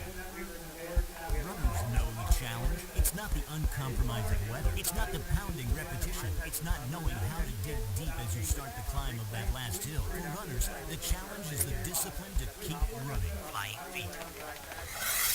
Casual runners, amateur runners, hardcore runners, no matter what level runner you are, Flying Feet Sports Shoes is with you every step of the way. Flying Feet has become the leader in athletic footwear and properly fitting the feet of runners throughout Central PA. Flying Feet has become the leader in athletic footwear, properly fitting the feet of runners throughout Central PA. And that holds true whether you're training or racing on roads, tracks, or trails. For those searching for that discipline, Flying Feet provides the latest shoe innovations, the accessories and equipment, and the inspiration to keep on running. Greg Baum and his staff have the knowledge and the true understanding of what running is all about. As one local runner put it, Flying Feet is family, and all runners are welcome. Flying Feet. Flying Feet Sports Shoes, 1511 Melrose Avenue, York, just off exit 18 of I-83. The Hershey Bears play here on Sports Radio 1350. And we are back here at Dallastown. Ron Room and Gareth Hissong with you. It's been all Wildcats here in the first half as they lead West York 35-8. Time now for our Browns Orchards and Farm Market scoring recap of the first half. Gareth. Almost all Dallastown. Almost, We right. saw True. a flash from West York towards the end of the first half. To go through our recap, on the opening drive of the ballgame, Dallastown receives the kickoff. And in a minute and 8 seconds, 5 plays, they travel 57 yards, finished with an 11-yard touchdown run. Nazir Smith gets his second rushing touchdown of the year with 10 minutes, 45 seconds left in the first quarter. Dallastown 7, West York 0. The ensuing possession. For Dallastown, they go 7 plays, 59 yards, 2 minutes, 25 seconds, finished with a 1-yard quarterback sneak. Brett Smith does the honors with 6:19 left in the first quarter. Dallastown 14, West York 0. Third possession for Dallastown. After an interception, they start at the 30-yard line of West York. Go 2 plays, 27 seconds, finished with a 22-yard touchdown run. Jordan Cook, the backup quarterback. With 4 minutes, 23 seconds left in the first quarter, Dallastown 21, West York 0. Fourth possession, again, Dallastown rings the bell, going 5 plays, 21 yards, 2 minutes, 1 second. There's a 4-yard touchdown run. Noah Strine, the fullback, cashes in with 1 minute 18 seconds left in the first quarter, gives Dallastown a lead, 28, West York 0. And on the fifth possession, again, Dallastown dominates, going 7 plays, 58 yards, 1 minute 54 seconds, finished with a 2-yard touchdown run. Nazir Smith gets his second rushing touchdown of the night with 9:15 left in the second quarter. Dallastown 35, West York 0. And just before halftime, West York shows a flash.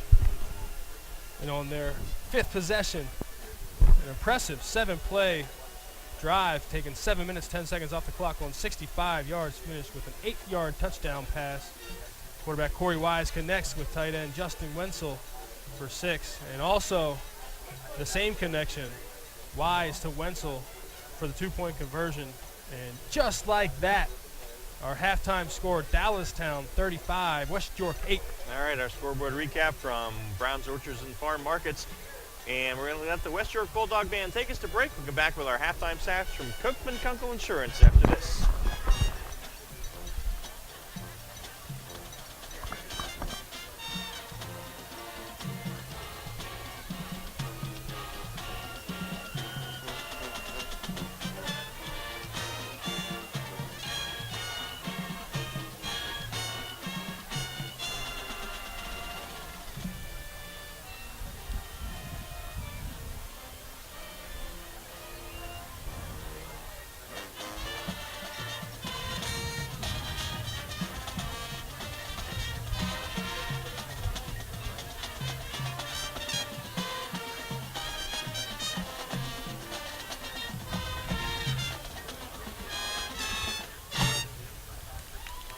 Donegal offers car and homeowners insurance at rates that are very competitive. So competitive that Donegal's car insurance rates are among the lowest in the state.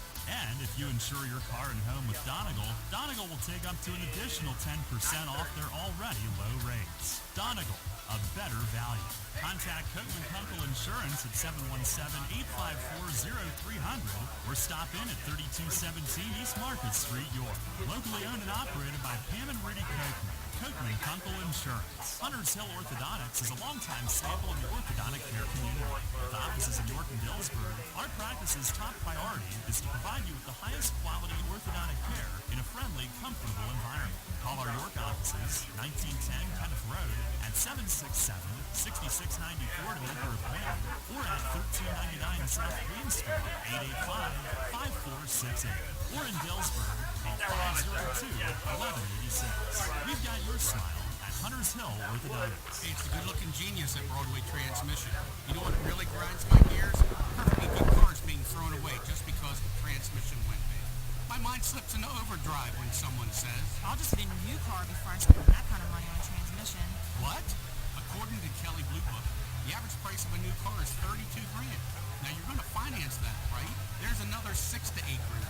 And if you drive it off the showroom floor, it loses 20% of its value immediately. Don't forget, you also have to pay sales tax, higher insurance rates, title and registration fees, and come up to $600, $700, $800 a month depending on your interest rates. For 5 years, and remember, you will still have to pay for the upkeep of the car, brakes, tires, wipers, fluids, etc. Stop! Trade your transmission, not your car. Thanks, good-looking genius. You're welcome, ma'am. Broadway Transmission. We'll get your shift together and save you all that dough. Visit us on the web at BroadwayTrans.com or stop in and see how it's done. First in York, first in sports. Sports Radio 1350, WOYK. As the West York Bulldog Band entertaining the fans here at halftime, it's been a tough night for the Bulldog fans as Dallastown leading it by a score of 35-8 here on the Vito's Pizza halftime show.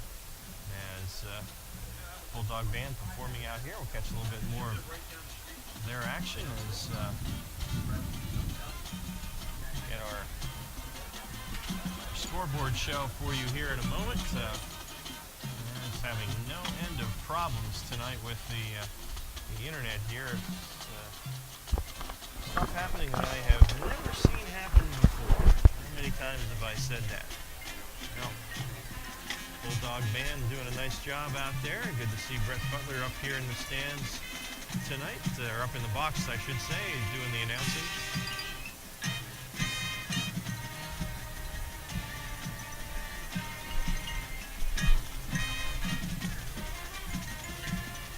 All right, let's get our halftime stats from Kochman Kunkel Insurance here.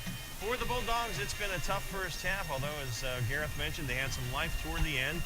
Ijon Marshall, 10 carries for 60 yards tonight, so he's got a decent average. Nick Spatafora, 4 carries for a net of -2. Jamal Anderson, 1 carry for 4 yards, so 15 carries, 62 yards for the Bulldogs tonight. Corey Wise, the sophomore quarterback's had a tough night, has not had a lot of time to throw. He is 4 of 16 on the night for 33 yards. Does have 1 touchdown and also 1 interception. That touchdown, a 9-yarder to Justin Wetzel. Shane Coffin, a 25-yard catch. Nick Spatafora, 1 catch for 1. Eli Bensel, 1 for -4. So the Bulldogs, 95 total yards here tonight. For Dallastown, Isaiah Smith, a huge first half. 11 carries, 116 yards, a couple of touchdowns. Brett Smith, 2 carries, 6 yards, 1 touchdown. Noah Stryan, 8 for 51 and a touchdown.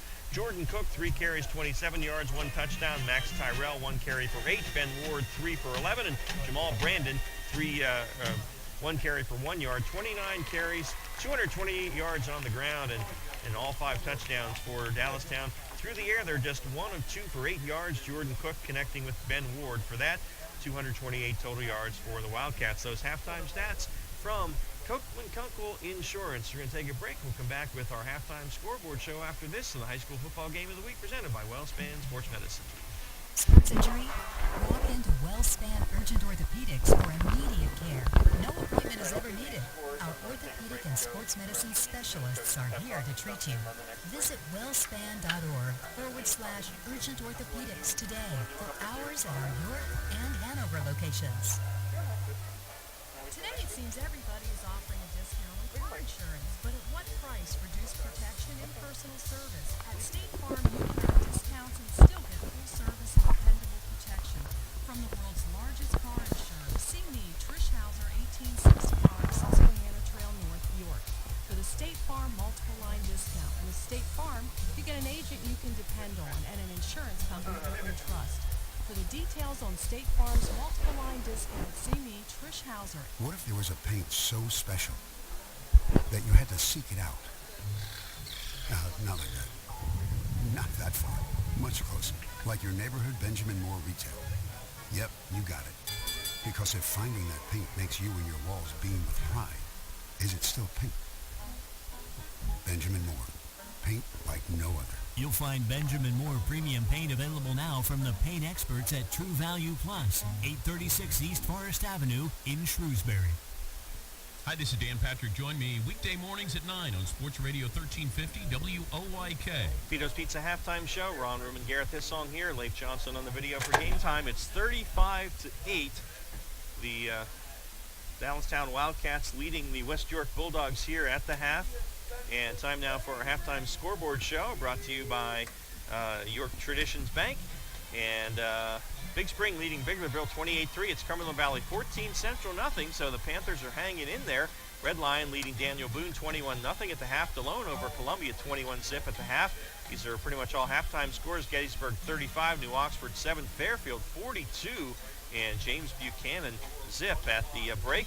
It's Hanover leading Kennerdale 21-7. Both those teams looking to go 2-0. Littlestown 34, Hamburg 0. Manheim Township, wow, up on Southwestern 35-0 at the half. Mechanicsburg 21, Spring Grove 14. It's Steel High leading Dover 24-7. Susquehannock 17, York Catholic 13 at the half. That's a good one. York leading McCaskey 22-16 at the half as the Bearcats try and go 2-0. Eastern 16, York Tech 0, and Northeastern 28, York Suburban 0 at the half.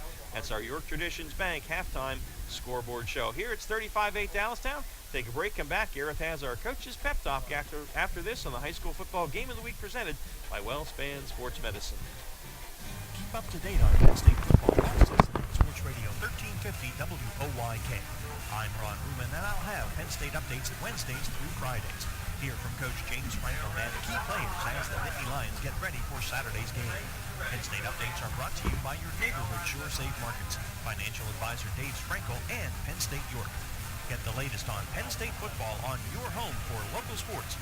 Sports Radio 1350 WOYK.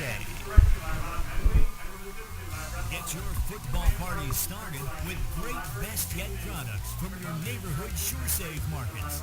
Pick up party platters with $18.93 deli items. Team up Best Yet hot dogs with Best Yet kettle cooked chips.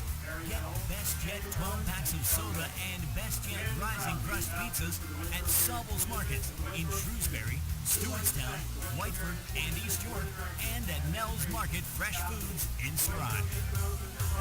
Hi, this is Brett Brown of the Philadelphia 76ers. You're on York's home for Sixers basketball. Sports Radio 1350 WOYK. Welcome back to Dallastown in our Vito's Pizza halftime show.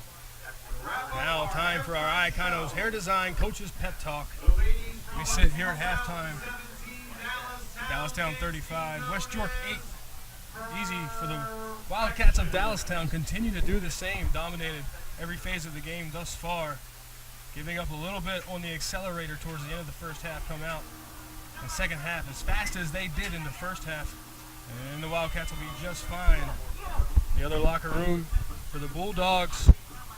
Coach Jeremy Jones is saying 2 words: physical and fundamentals. Come out this second half, play physical football. If you're going to make a mistake, make it fast, but fight. And down 35-8, stick to the fundamentals and fight and finish the game. And West York will take some positives away from this ball game. If not, come back and make it interesting. And that's it for our Iconos Hair Design Coaches Pep Talk. Stay tuned for our Maple Donuts third quarter coming up after this.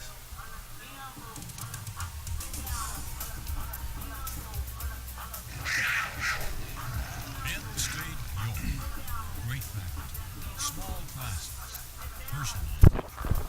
Even if you're not sure what you want to do, Penn State York can help you choose the class, course, the program, the certificate, seminar, or degree you want. Penn State York offers 9 4-year bachelor degrees you can complete without leaving the area. There are also 7 associate degrees. You can also begin the first 2 years of more than 160 Penn State majors right here in York. No matter what class you take, the national reputation of Penn State will follow you throughout your career. Call Penn State York for a brochure, 771-4040. That's 771-4040. Every day, fascinates most businesses like yours with their visual communications. We ask the right questions, recommend smart solutions, and help you build your business. Our knowledgeable consultants uncover your communication challenges and provide visible solutions. At Fast Signs, we're innovators, planners, and designers. We're more than fast, more than signs, and we're more than ready to help. Contact Fast Signs today. Visit our store next to Sam's Club in East York or visit us online at fastsigns.com. Your teams all the time. So thanks for local sports. Sports Radio 1350 WOYK.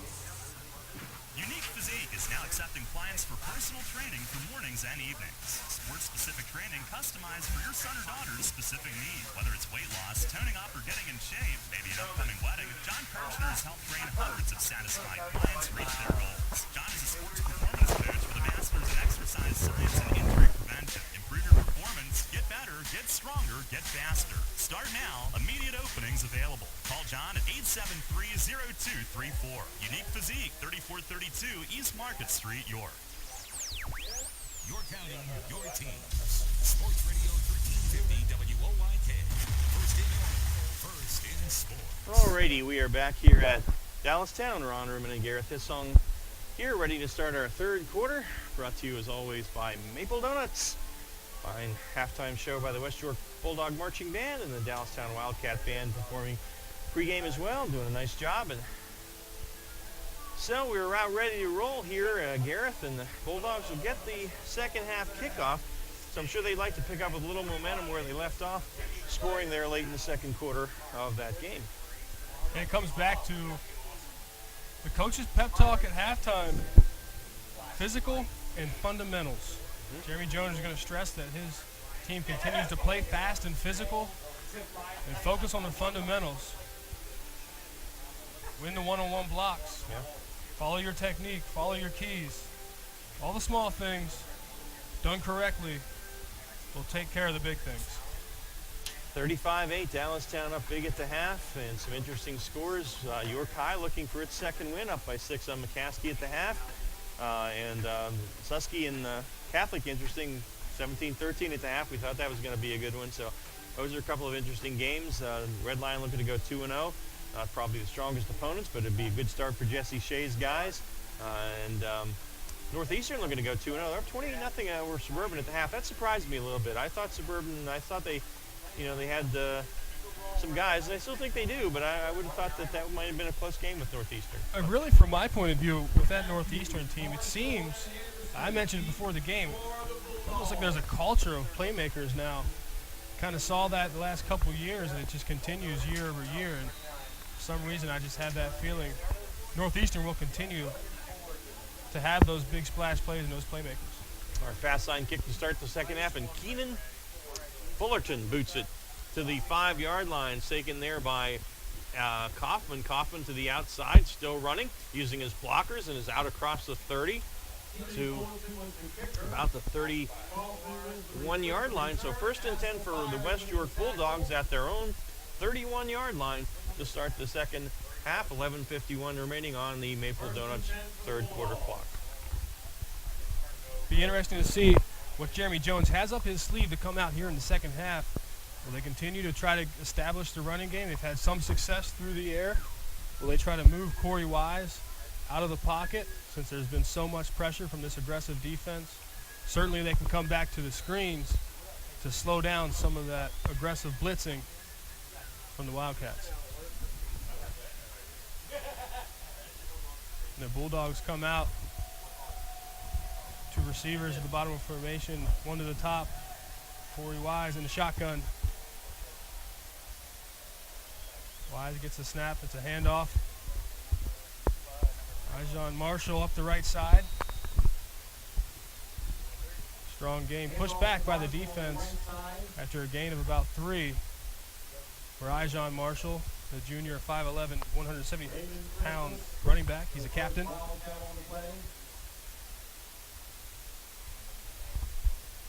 And tackle number 5. I picked up about 5 there. They marked it about the 36, so it's going to be second down and 5 for the Bulldogs here.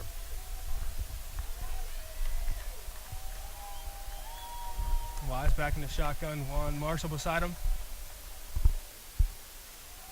And it's a handoff. Ijon Marshall up the left side. Gain of about 2. And 3rd and 4.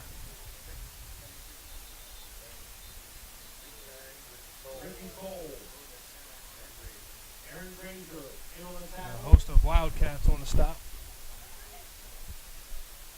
And not good news for the Bulldogs as Ethan Sloat, their starting guard, going off a little bit of a leg injury there.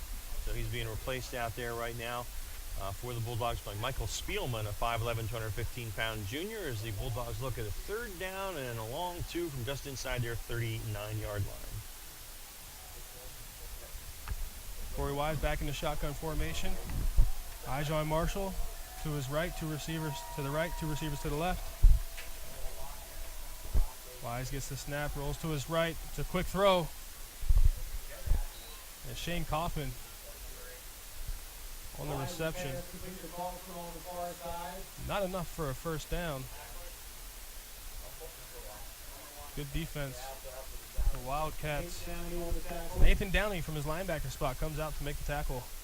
And it looks like West York is going to get back to the line and go for it on 4th and 1. Wow. Corey Wise under center. Fullback, tailback.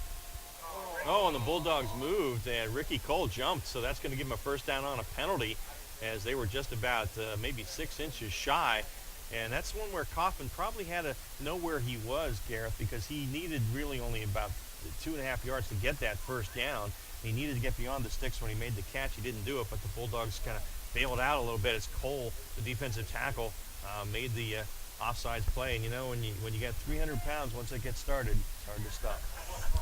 You lean forward, as I've heard before, you can't stop a Freightliner on a dime. Hey, what? This crew in the booth is easily entertained tonight. That wasn't that good of a joke, but...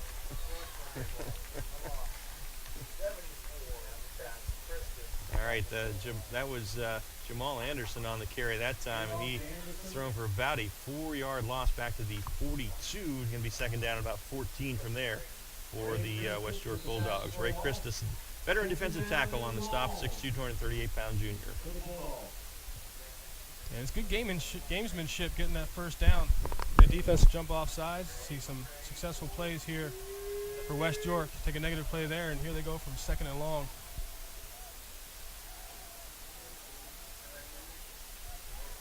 Wise's pass is complete out in the flat to Kaufman, but good defense right there as Skelly was there on the stop along with Werner, Steve Werner. It's a gain of maybe a yard, so it's going to be third down and about 13 for the Bulldogs at about their own 43-yard line. This is where West York gets in trouble. They don't have much time to drop back and throw on third and long. See if they stay conservative with the draw.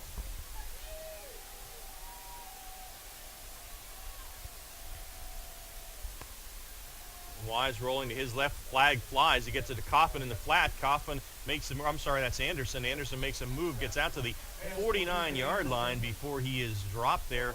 Defensively for Dallastown was Noah Strine, but see what the flag is here was a gain of about 6 on the pass, but see if it holds up or it goes against the Bulldogs.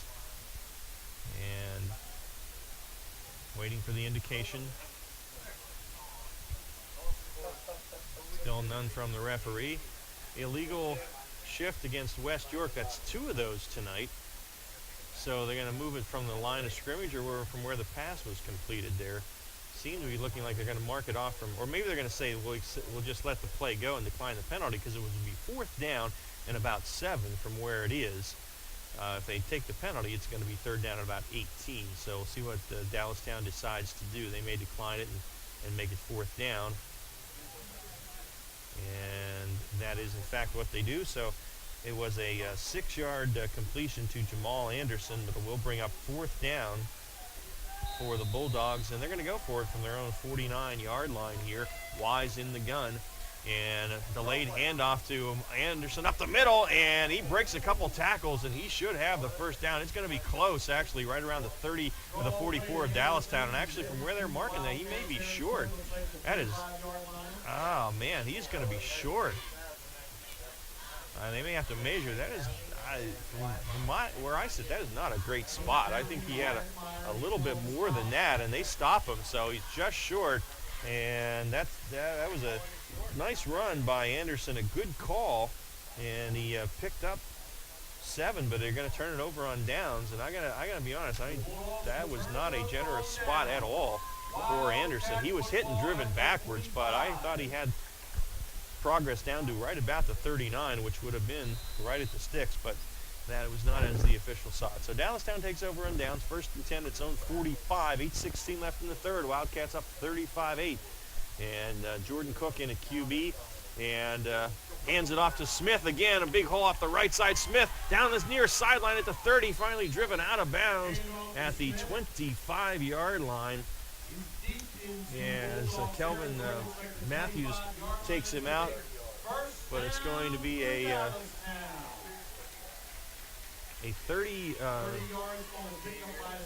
they were at the 40, right? 45. They were at 45. 30-yard gain there for Smith. He's had a bunch of huge gains tonight.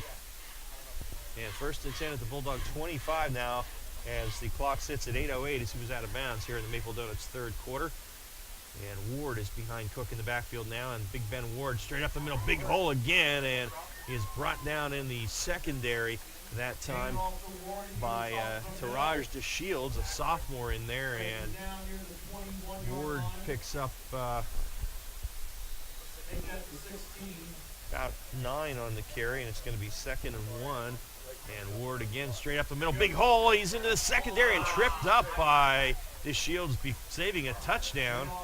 But it's going to be another big gain for Ward, another gaping hole down to the 5. So that was about an 11-yard gain. 1st and goal on the Weckers carpet. Red zone, Dallastown again. It quickly right to the line of scrimmage. And I think West York called a timeout. As, boy, Dallastown is right there to the line of scrimmage before the defense was almost set. And it's 1st and goal at the 5. 7:39 left of the Maple Donuts third here, and the Wildcats starting the way they started the game, just moving the ball down the field almost at will. Right, didn't skip a beat from that first half the way they started. Come out here, foot on the accelerator. And that first half, before we could catch our breath, it was 28-0. And it seems like they're coming out this second half with that same mentality of a sense of playing with a sense of urgency. Yeah.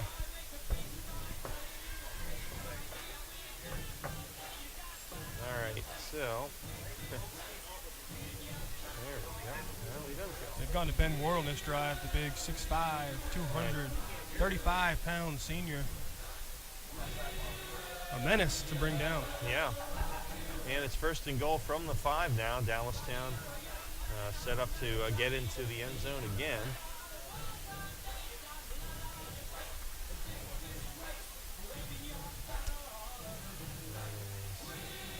The Wildcats come to the line, and Ray Christus over the football on 1st and goal at the 5. And Ward up the middle and standing up into the end zone. Ben Ward rumbles for the 5-yard touchdown. And with 7:35 remaining in the third, Dallastown puts it into the mercy roll, 41-8, as they take the lead. Well, no, I guess not. 33 points, so it wouldn't be quite there yet. But, we'll be there soon, and a big night for the Wildcats here in their home opener. The big Ben Ward, just mentioned his height and weight, 6'5", 235, senior, mashes his way into the end zone. Dallastown appearing to go for 2 here, which would put this into the mercy roll at 35 points. So Ward the lone back here, and he gets it, and up the middle he goes, and he's into the end zone again, standing up. So that will make it 43-8, and the 35-point lead will get the mercy rule going. Now that means the clock will run, except on scores or called timeouts or, of course, of an injury. So big night for the Wildcats. They're up 43-8, 7:35 left in the Maple Donuts third, and the high school football game of the week presented by WellSpan Sports Medicine on 1350.com and Game Time PA. If you're buying new flooring, besides clicking around the internet, you need to see Weckers Flooring Center. You'll be excited by Weckers' new design center for luxury vinyl tile. Weckers' expanded hardwood and laminate departments will impress you. And Weckers' variety of carpeting and warehouse truckload buys on remnants and rolls is unmatched. But the reason to choose Weckers is trust. From the buying experience to the installation. That's why they're voted best 11 years running. Weckers Flooring Center, Route 30, Halamansa. Hi, this is Dan Patrick. Join me weekday mornings at 9 on Sports Radio 1350 WOYK. And we're back here at Dallastown. Ron Ruman and Gareth Hissong with you as Keenan Fullerton will boot it again in our fast signs kick as Dallastown adds to the lead and puts the foot to it. A good high kick. And Kaufman will settle under it at about the 4. Straight up the far hash, and Shane cuts it to the outside and gets across the 20 to maybe the 22, 23-yard line. And West York will start 1st and 10 there. Let's get our Browns Orchards and Farm Market scoring recap. Wildcats pedal to the metal, going 41 seconds and 4 plays, 55 yards, finish the drive with a 5-yard touchdown run. Ben Ward does the honors. Does the same for the 2-point conversion. And what a way to set the tempo coming out in the second half. Dallastown up 43, West York 8. The Bulldogs had a nice, promising drive there, but could not convert the 4th down on a just stopped just short was Jamal Anderson. And Dallastown off to the races after that. So on 1st and 10, Wise in the gun. Got 3 wides to the near side, 1 up top. Takes the snap, rolls to his left. And looking, now fires it. And Eli Bensel with a nice catch as he was tattooed by Max Tyrell. But Bensel hangs on out at the 35-yard line. That's going to be a gain of 11 and a first down for the West York Bulldogs. Great execution on the rollout pass by Corey Wise. Throws it right on the money. Eli Bensel goes up, high points the ball, gets the reception. Bensel's 8th catch of the season now, tying Lamanna for the team lead. But of course Andrew out tonight. But that was a tough one to hang on to. He went high to get it, and he was hit just as he caught it, hit the deck hard, but held on to the football. Great concentration, holding on to the ball. You're right. He caught the ball, hit the ground, and got belted by Max Tyrell. Corey Wise again will work out of the gun here with 3 wide receivers this time. And they bring the blitz from the near side to hand it off to Matthews, Kelvin Matthews, who dances up to the 39-yard line. Nice run there. Skelly on the stop. Gain of about 4 for Matthews, and it'll be 2nd down and about 6. This is a little bit of what Jeremy Jones talked about last week. He said they moved the ball well. He was happy with that, but they couldn't finish drives. We see the last 4 possessions, going back to the last 2 possessions of the first half, and now their second possession here in the second half. They've done well moving the ball. Yeah. Need to continue to do that and finish drives. And they'll send 4 wide receivers now, 2 each way on 2nd down and 6, and Wise will work out of the gun here at the Bulldog 40-yard line.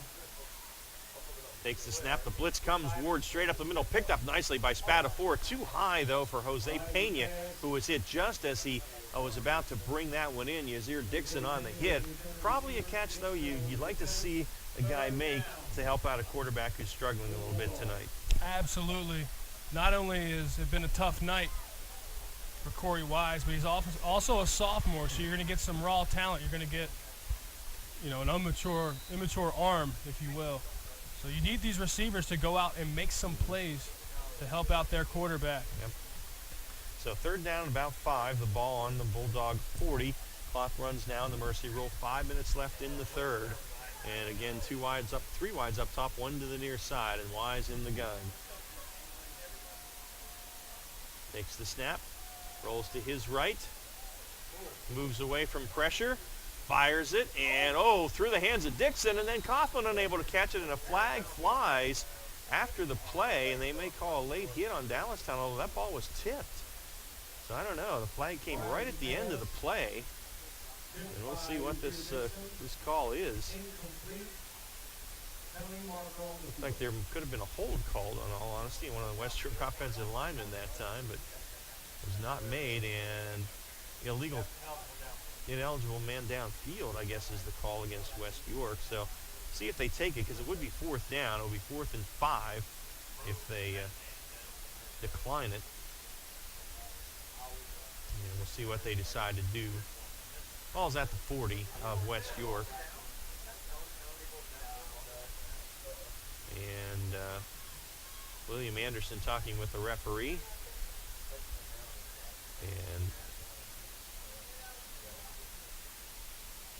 And it is declined, so it's going to be 4th down, and we'll see if the Bulldogs punt or go for it. They went for it on 4th down last time, almost picked it up, but they're in their own territory now, although what do you got to lose, I guess, down 43-8.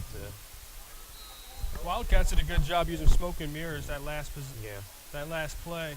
Had a lot of guys up on the line of scrimmage showing pressure. Drop back, only bring 3 linemen. And Corey Wise does a good job to navigate the pocket, get the throw off, and again has trouble with the underneath defenders, almost throwing the interception.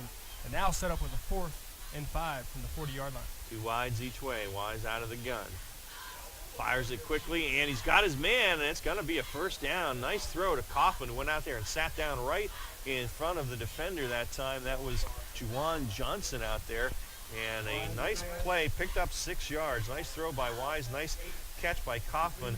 And, you know, we talked about Kaufman didn't get the yard he needed last time. This time he made sure he got past the sticks before he turned to make that catch at the 46-yard line. It was a close call, but for all those young wide receivers out there, you got to get past the sticks and then come back to the ball, especially on these 4th and 3rd downs where you need to get that first down. Know where the marker is located. Get past the first down and come back to the ball.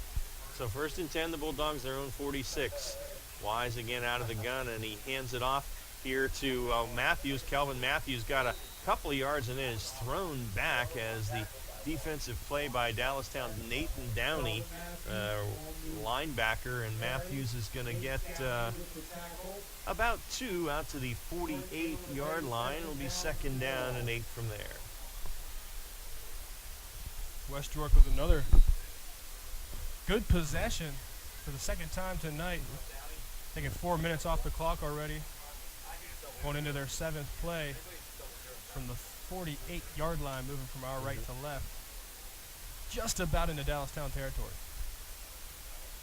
And Wise again out of the gun. Receivers stacked to the top of the formation. Flag flies at the snap, and there's going to be a loss as Matthews is hit in the backfield and brought down. Will be a loss of about 4.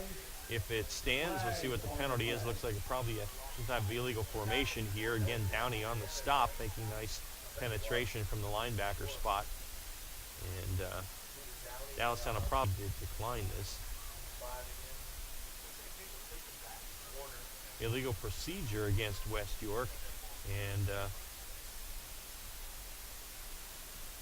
they haven't indicated if that's a penalty they can accept. They may not be able to decline it, and they are going to move it, so that'll wipe out the run. It will be now be 2nd down and about 13 from the 43-yard line. So the clock winds here, 2:50 left in the Maple Donuts 3rd. All Dallastown tonight. The Wildcats up 43-8 as Wetzel, Anderson, and Pena come to the near side. And I believe it's Kaufman up top for West York. And Spatafor in the backfield with Wise. Sophomore quarterback moving guys around. 5 seconds on the play clock. Got to get the snap off quickly. And he just beats it. Blitz comes. Wise fires it down the far sideline. Kaufman makes the catch behind the defender. Dixon to the 20. Into the end zone he goes. Shane Kaufman on a nicely thrown ball by Corey Wise. That'll be a 57-yard touchdown pass.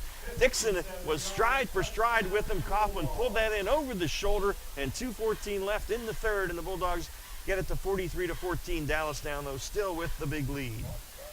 Great awareness by quarterback Corey Wise. Feels the pressure coming immediately in his face. He looks up to the stars and just lets it rip, throws it as far as he can. A great catch and run to the end zone. A big score for this Bulldogs offense. They've been trying to hit that one several times tonight down the sideline, and that's the first time they connected, and it was a nicely thrown ball by the sophomore.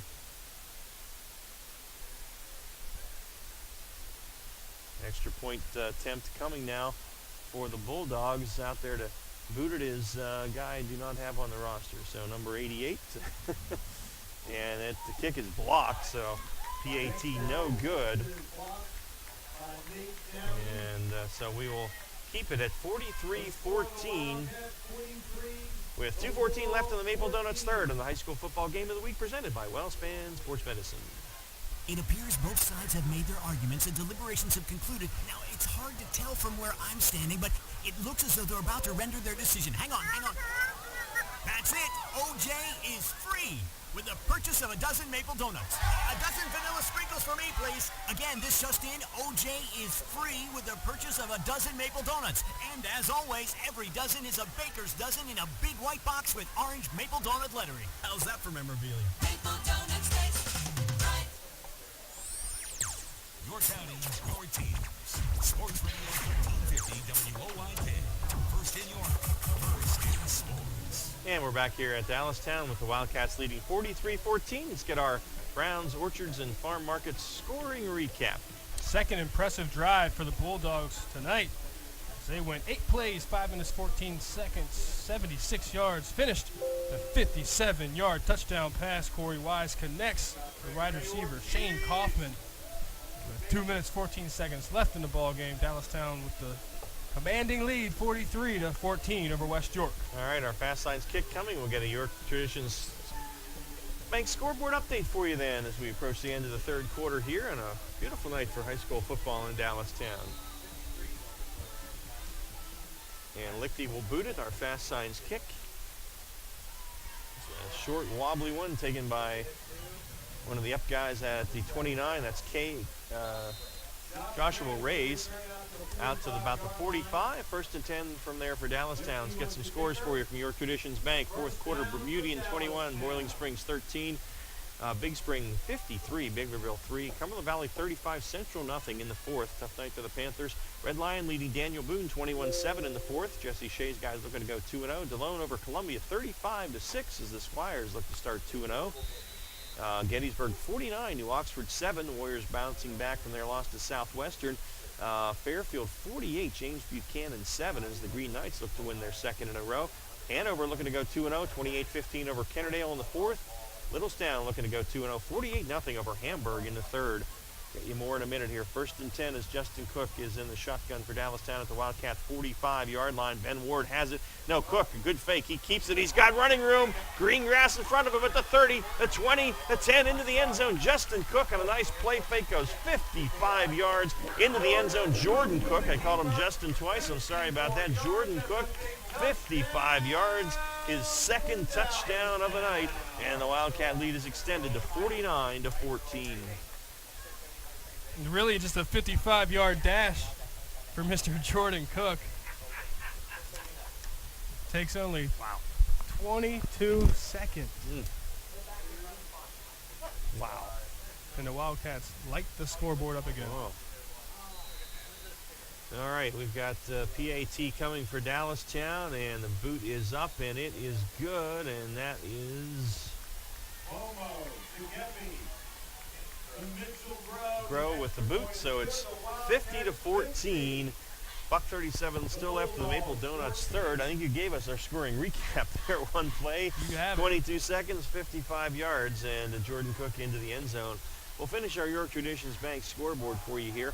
Final, Manheim Township over Southwestern, 42-0. Wow. The Mustangs, a good win over Gettysburg to start the season, but they took it on the chin tonight. Mechanicsburg leading Spring Grove 28-21. That's a good win in the third quarter as the Rockets and Kyle Sprinkle looking to get their first win of the year. Middletown defeats Northern 35-0. And Steel High leading Dover in the fourth quarter 30-20. The Eagles looking to avoid a 0-2 start rather, but they're down 10. Good one over at York Catholic with the Irish leading Susquehanna 20-17 in the fourth quarter.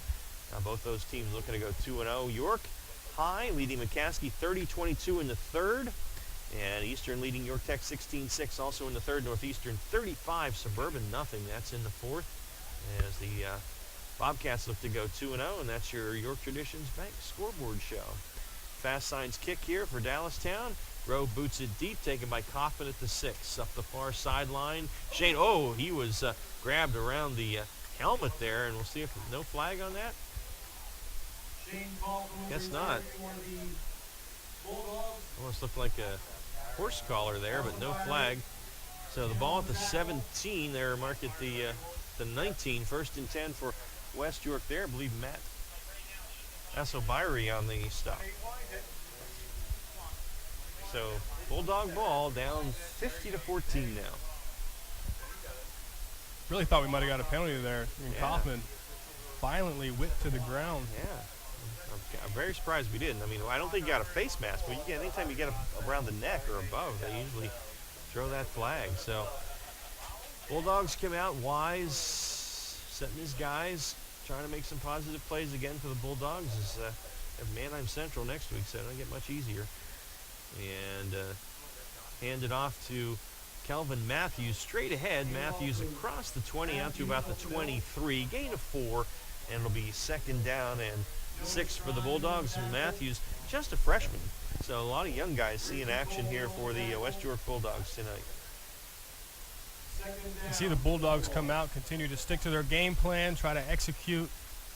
They've done a good job as of late, their last few possessions. I talked about towards the end of the first half and coming out in the second half. Really a different team. Wise takes the snap. Matthews again trying to get outside and is turned back in. Figdor brings him down, but it was Matt Asobayer who made the stop. I'm sure I'm not saying that name exactly correctly. I apologize for that. But Asobayer, thank you. And it was a good play by him to turn that in. No gain on a stop by Figdor, and it's going to be 3rd down and 6. And that's the end of the third. We played 3. It's Dallastown 50, West York 14. The York Mitsubishi fourth quarter comes your way next on the high school football game of the week presented by WellSpan Sports Medicine. Sports injury? Walk into WellSpan Urgent Orthopedics for immediate care. No appointment is ever needed. Our orthopedic and sports medicine specialists are here to treat you. Visit wellspan.org/urgent orthopedics today for hours at our York and Hanover locations. Be home for local sports. Sports Radio 1350 WOYK.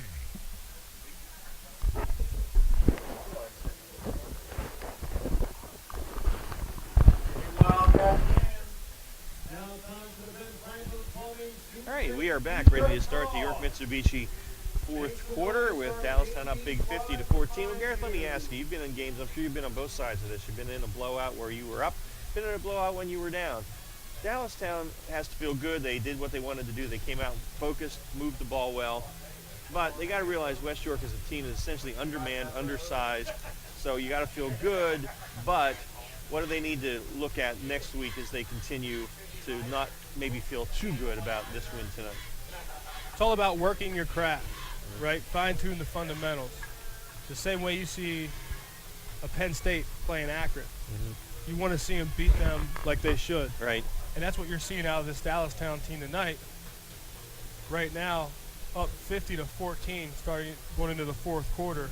They've really taken care of business and done what they needed to do. Had a couple dropped interceptions, a few missed blocks here and there on offense, which you'll have. So you just want to fine-tune those fundamentals and continue to work your craft. So 3rd and 6, Wise. Delayed handoff gives it to Jamal Anderson. Anderson made one guy miss, but only got out to about the 25-yard line. So a gain of 2, and it's going to be 4th down and about 6 from there. Strine on the stop, and got a guy out there for Dallastown they do not have on my roster, number 61 on the defensive line. I don't have a 61 on my roster, so apologize if he makes a play. We'll see if we can maybe pick up who that is. 4th down, a unique physique punt coming from Corey Wise. Wyatt Myers drops deep for Dallastown. A little bit of a high snap. Wise handles it. Nice high kick by Corey.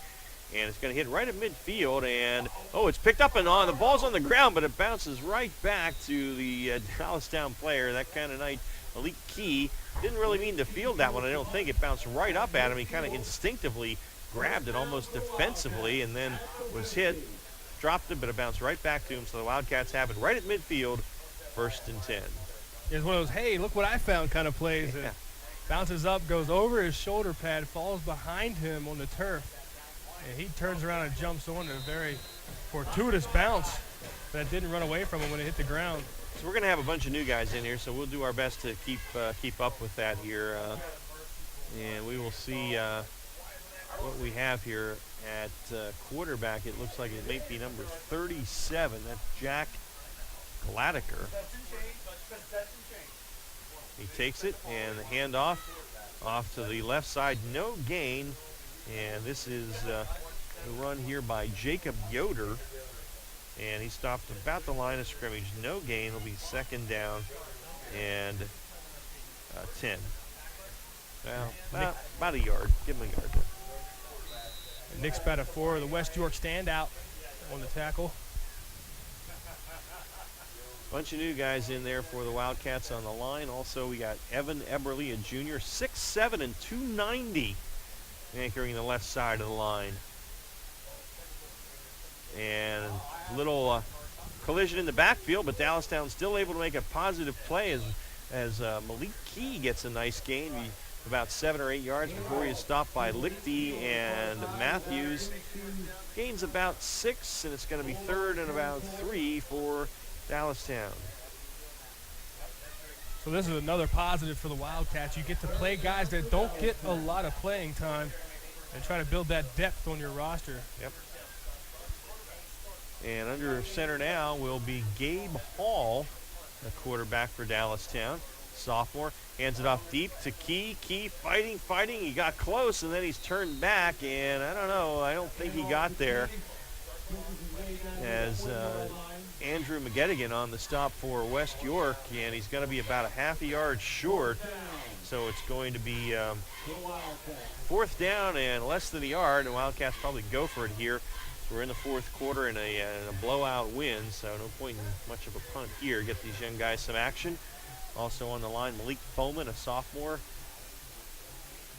for Dallastown. So Hall under center, and straight ahead they go, and Hall with it, and on the quarterback sneak almost had the ball taken away, but he fights his way down to the 32. And so Gabe Hall with a nice 9-yard run, and he gets the first down. Fresh set of downs for the Wildcats. A rolling clock. The Mercy roll, 8:35 in the 4th quarter. The 32-yard line going in West York territory. Dallastown holds on to a 36-point advantage. Gabe Reinhardt on the line also for Dallastown, a sophomore, and a high snap, but Hall handles it. And the ball's on the ground as he was trying to run a little option here, and West York is going to have it now. It popped out late, and West York still has spat for it, but it was going to be Bulldog ball. So on the fumble, the Bulldogs come out of there with it. I think it might have been Wetzel who came out of there with it. So West York's going to have it about its own 42 or 43-yard line, 1st and 10. Looks like they'll mark it at the 41. So the Bulldogs on the turnover get the ball with 8:09 left to go.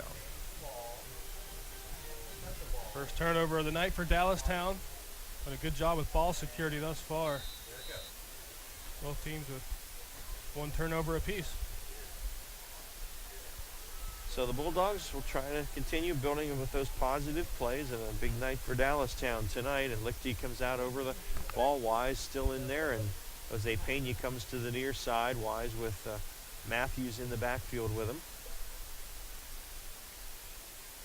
Takes the snap, man hands it to Matthews, cuts to the outside, now back to the inside. Nothing there. He actually lost a yard. Well defensed that time by Dallastown, as Strine was there to make the play along with Devin Knobb, a senior, in there on the line for Dallastown. So Matthews actually lost a yard. It's going to be 2nd and 11.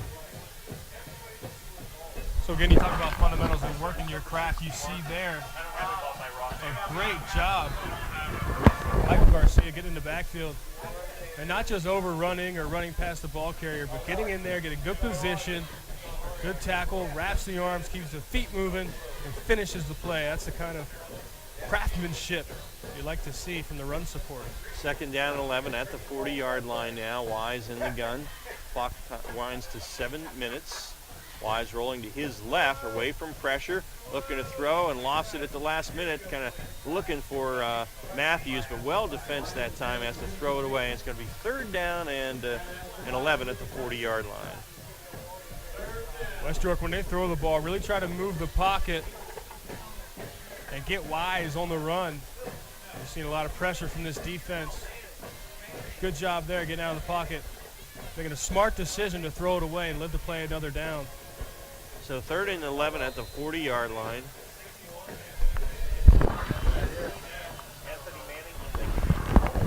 The Bulldogs moving from our left to right, rolling clock. 6:15 left in the 4th quarter.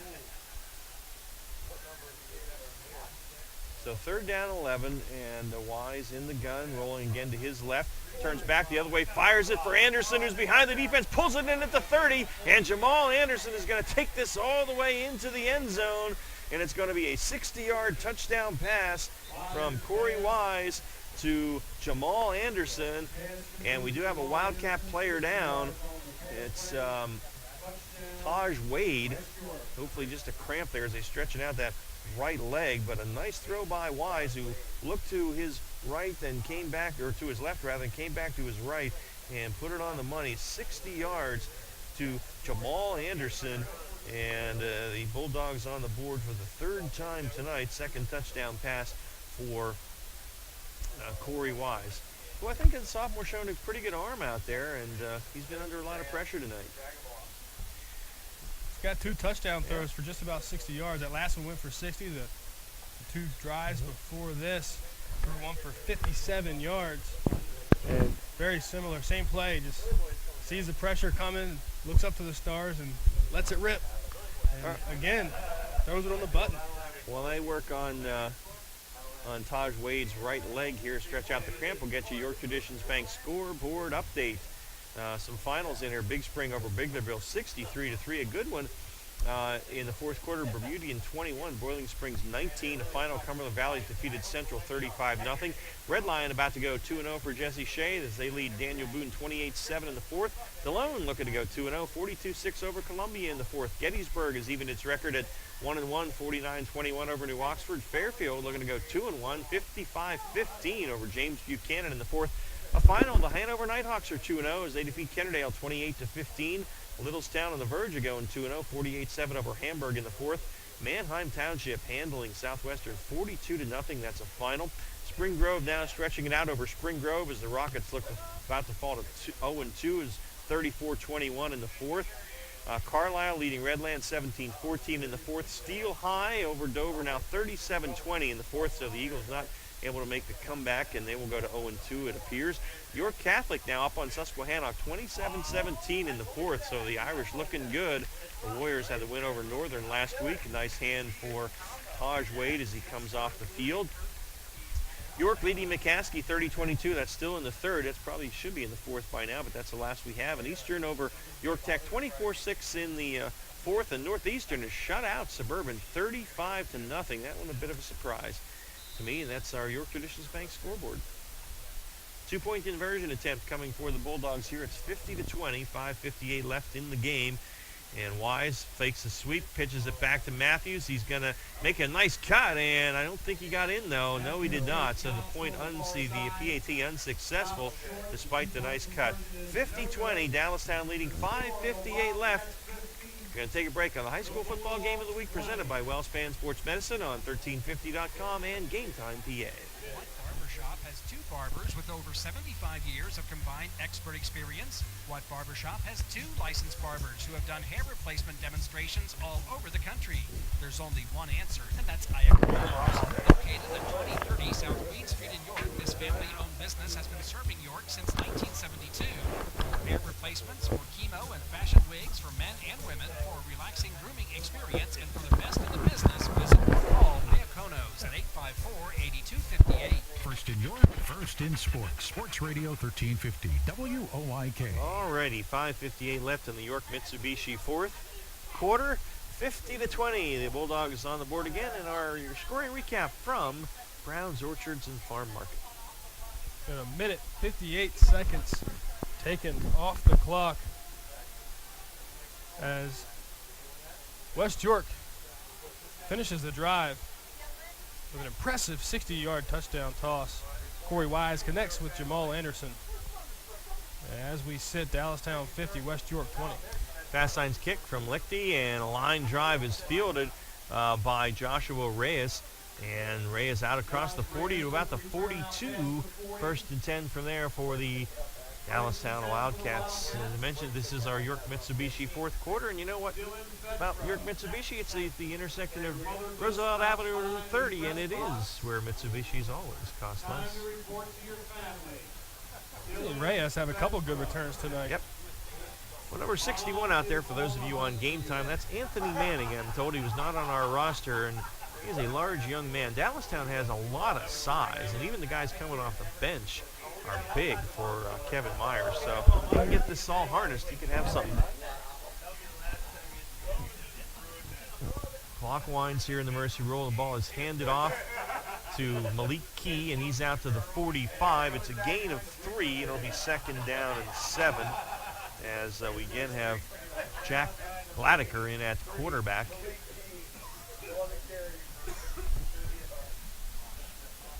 Raymond Medigan on the tackle. Okay. And Medigan, a junior. Not a whole lot of seniors on the roster for West York, so that's one thing Jeremy Jones knows. He's got a young squad. And now we have Gabe Hall under center, hands it off to Key, breaks to the outside. Key cuts back to the inside now, stretches it across midfield, and is close to the first down as the stop for West York made there. The combination of Angel De Jesus and Joey De Jesus, I guess it was. And Key is short by a yard, so it's going to be third down and about one at the Bulldog 49-yard line. 4:40 on the turning clock here in the fourth quarter. And got Gladiker and their center at quarterback, and takes the handoff, hands it straight ahead, and then it's going to be a first down for Dallastown as the back continues to rumble to the 41-yard line. It's Jacob Yoder, and Yoder picks up 8, and it's a first down for Dallastown at the Bulldog 41-yard line. And some other new guys in there for West York. John Wood, a sophomore in there, 5'10", 200-pounder on the line for West York, trying to get these guys. Frank Balachi, a junior, 6'2", 260 for Jeremy Jones out there. And Sean McNicholas in there. And handoff again. This is Yoder. Yoder running hard and moving the pile. And the pile now gets a little help from the lineman. He's down to about the 28-yard line. That's going to be a gain of 13 for Yoder and a first down for the Dallastown Wildcats. He's running hard. Yoder, a 5'10", 175-pound sophomore, and nice gain. Bryn McCauley, another junior in there for West York, 6'1", 175-pounder on the defensive line. Yeah, troubles for the defense when the running back is into the second and third levels before he's touched. Kai Fennessy out there for Dallastown in a wide receiver spot. First and 10, Gladiker under center now, and he gives it again to Yoder. Yoder straight ahead this time, not a whole lot there. Gets about 2. Tackle for West York, that time by Austin Rubio, a sophomore out there on the defensive line. And it's a gain of 3 for Yoder to be second and 7. Bulldogs do a good job of sniffing it out. The Wildcats run same play time and time again. Set up with a 2nd and 8. West York would love to get a good stop here on defense as Wildcats are marching on the 26-yard line of the Bulldogs. And Jacob Paul in there now for the Wildcats at QB. And he on a keeper around the left side and runs hard down to about the 17 or 18-yard line before Joey DeJesus brings him down. But that is a gain of 9 yards, and Hall has the first down. Good execution on the option. We've seen that multiple times tonight from the Wildcats on offense. They fake the fullback dive, go with the option on the outside. It's been successful, especially for one Mr. Jordan Cook. We saw him earlier dash 55 yards to pay dirt on the same play. Gladiker under center in the Weckers Carpet red zone now, and the handoff is to another new running back who dances inside the 10, and he's going to go into the end zone, and that is Sam Boblitz, a sophomore. On his first carry, goes 17 yards and scores. Boblitz into the end zone for the Dallastown Wildcats. And 1:46 left. It is now 56-20. The Wildcats are up big. Not quite a pirouette or a whirling dervish, but quite the moves navigating the defense. Yes, indeed. That 18-yard runs touchdown. Boblitz, a 5'8", 143-pound sophomore. Grow on for the PAT. The kick is up, and that was wide right, so he missed that one. So it's 56-20, Dallastown. And we'll get our Browns Orchards and Farm Market scoring recap here in a moment as soon as Mr. Kissong gets the pencil figured out over there. And we'll get you a scoreboard update as well as we head toward our Penn State York postgame show.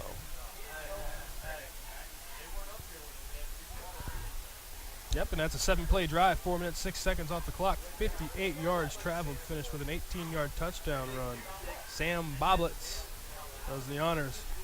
Dallastown 56, West York 20 with 1:46 left in the ballgame. All right, and York Catholic goes to 2-0 as they defeat Susquehannock 27-17. So great start for the Irish as they went over Suburban and Susky, two schools that are a couple classes bigger. That's really going to help them with those district power points as well. And get you updated in our post game as a lot of these scores go in final now, so we'll keep you posted. But here we have a Fast Signs kickoff about to come from Mitchell Grove.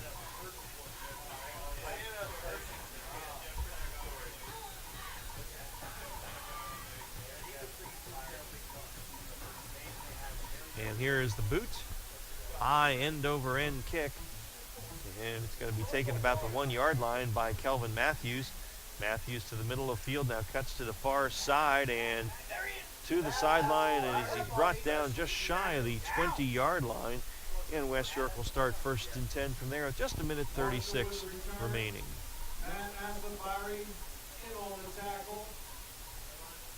As far as we talked about, fighting to the end, playing 4 quarters, leaving everything out on the field, both these teams did a great job. Quite the dichotomy with the Wildcats holding on to such a lead and needing to keep the foot on the accelerator. Conversely, the Bulldogs beat down, and before you could catch your breath, 28-0 there in the first half. Continued to play hard and fight this entire game. So the Bulldogs will need to run a couple more plays here as they'll start at their own 18-yard line before the clock ticks to 0 here. We're down to 1:17 and turning.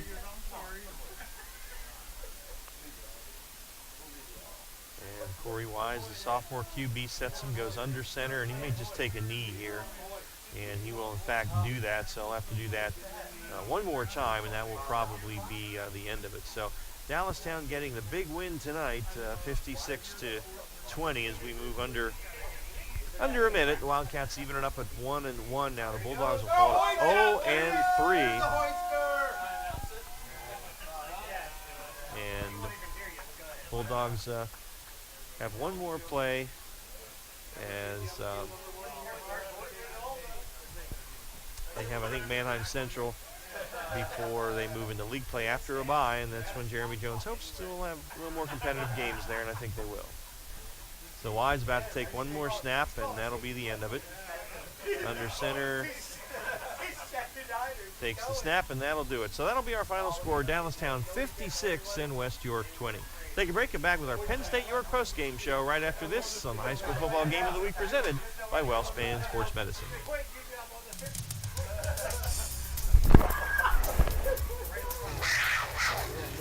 Penn State York. Great fact. Small classes. Personal attention. Even if you're not sure what you want to do, Penn State York can help you choose the class, the course, the program, the certificate, seminar, or degree you want. Penn State York offers 9 4-year bachelor degrees you can complete without leaving the area.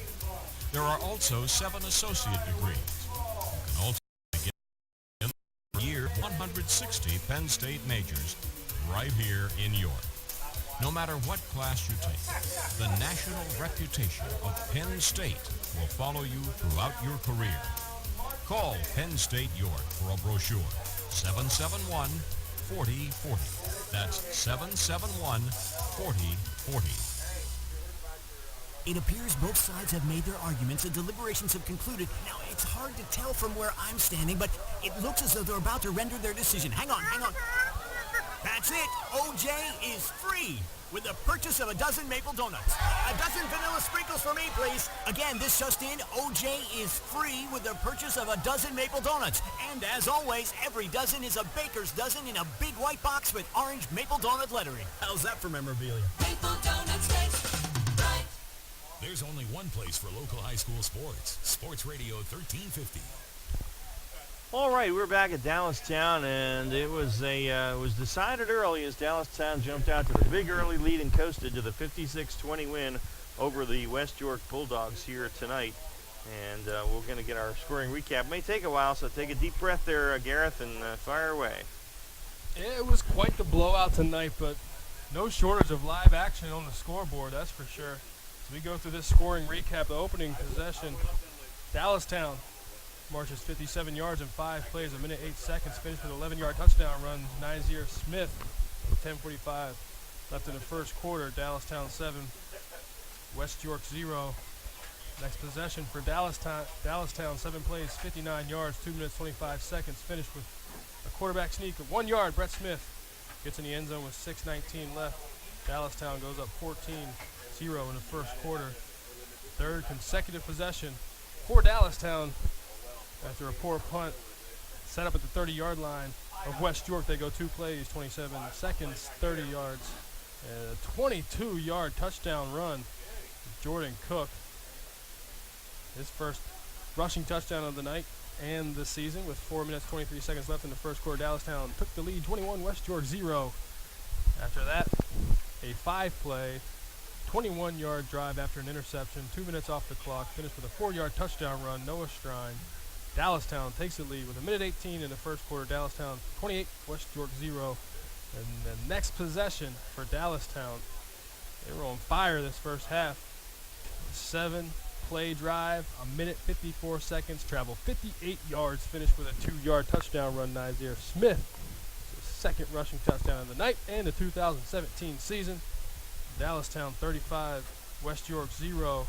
And just before half, West York answers and gets on the board with an impressive 7-play, 7 minutes, 10 seconds off the clock, 65-yard drive, finished with an 8-yard touchdown pass. Corey Wise connects with tight end Justin Wenzel. 2-point conversion, same play, Wise to Wenzel. And that was our halftime score. Dallastown 35, West York 8. Coming out in the second half, first possession for Dallastown. Dallastown did not skip a beat. Went 41 seconds, 4 plays, 55 yards, a 5-yard touchdown run by Ben Ward. And also the 2-point conversion ran in by Ben Ward gave us the score.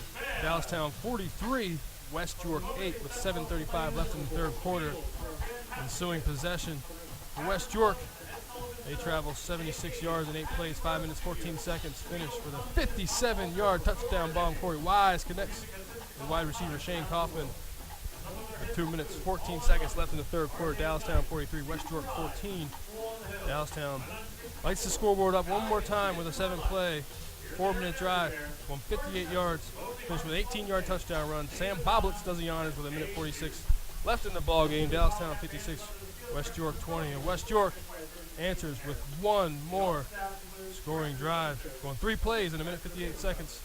Finish with another long pass, 60-yard touchdown pass, Wise to Jamal Anderson.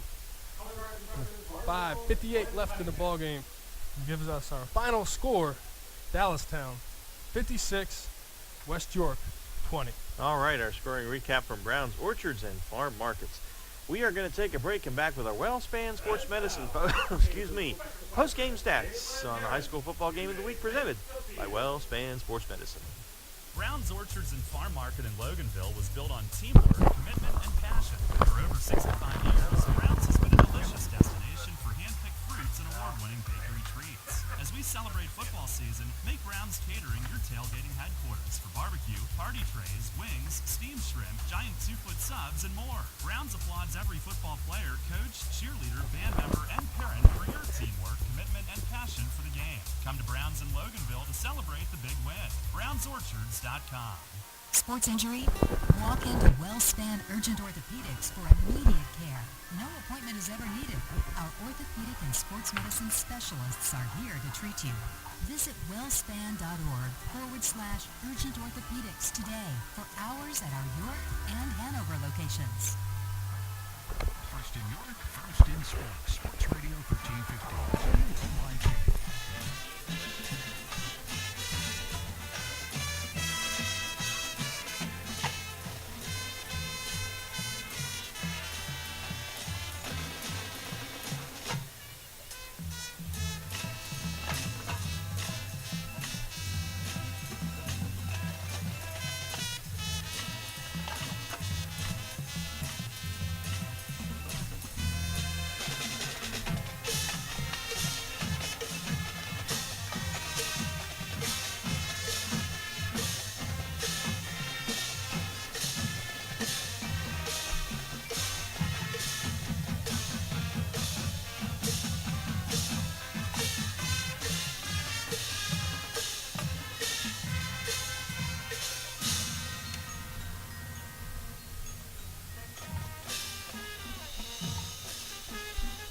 Wildcats, the Dallastown area Wildcat Marching Band, putting on a fine post-game show here for the fans. Good music program here, as in so many schools in York County, and the Wildcat fans celebrating tonight a 56-20 win over the West York Bulldogs. Our post-game stats now from WellSpan Sports Medicine.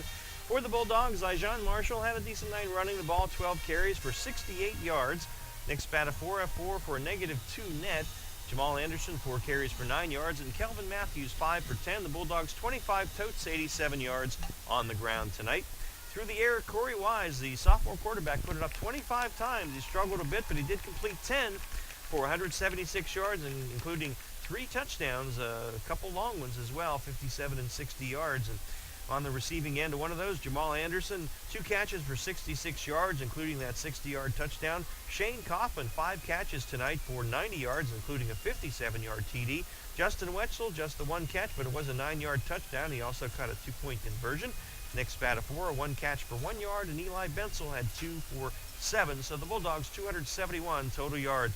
For Dallastown, it was a ground show, that's for sure. They only threw 2 passes tonight. Jordan Cook was 1 of 1 for 8 yards. Brett Smith was 0 of 1, and Ben Ward made the catch for 8 yards. On the ground, though, the Wildcats, they were on fire. Nizair Smith only carried it 12 times, but he did have 146 yards on the ground and 2 touchdowns. Brett Smith, 2 for 6, a 1-yard touchdown run. Noah Strine, 8 for 51, a TD. Jordan Cook, 4 carries, but 82 yards, 2 touchdowns. In there, Max Tyrell, 1 for 8. Ben Ward, 6 carries, 36 yards, 1 touchdown. Jamal Brandon, 1 for 1. And late in the game, Gabe Hall, 2 carries, 18 yards. Malik Key, 4 for 14. Jacob Yoder, 4 for 25. And Sam Boblitz, 1 carry, but it was a 17-yard touchdown. Ran it 45 carries, 404 yards on the ground for the Wildcats tonight. So that's getting it done. Take our final break and back with our Sure Save Neighborhood Markets Player of the Game, York Traditions Bank. Let the Dallastown Wildcat fan take us to our break on the high school football game of the week presented by WellSpan Sports Medicine.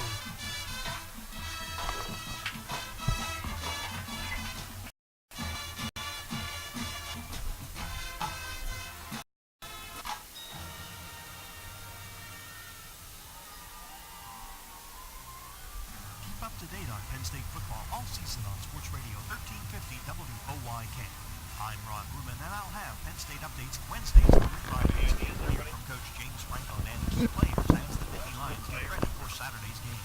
Penn State updates are brought to you by your neighborhood Sure Save Markets, financial advisor Dave Sprinkle, and Penn State York. Get the latest on Penn State football on your home for local sports. Sports Radio 1350 WOYK. Final break. We have scoreboard to wrap it up. Get your football party started with great Best Yet products from your neighborhood Sure Save Markets. Pick up party platters with $18.93 down items. Team up Best Yet hot dogs with Best Yet kettle cooked chips. Get Best Yet 12 packs of soda and Best Yet Rising Crust pizzas at Saubles Markets in Shrewsbury, Stewartstown, Whiteford, and East York, and at Nell's Market Fresh Foods in Spry. Your county, your teams. Sports Radio 1350 WOYK. First in York, first in sports. Alrighty, we are back here at Dallastown as the Wildcat band performs for the fans. A big win tonight at home for the Wildcats, 56-20 over West York. And time now for our neighborhood Sure Save Markets Player of the Game.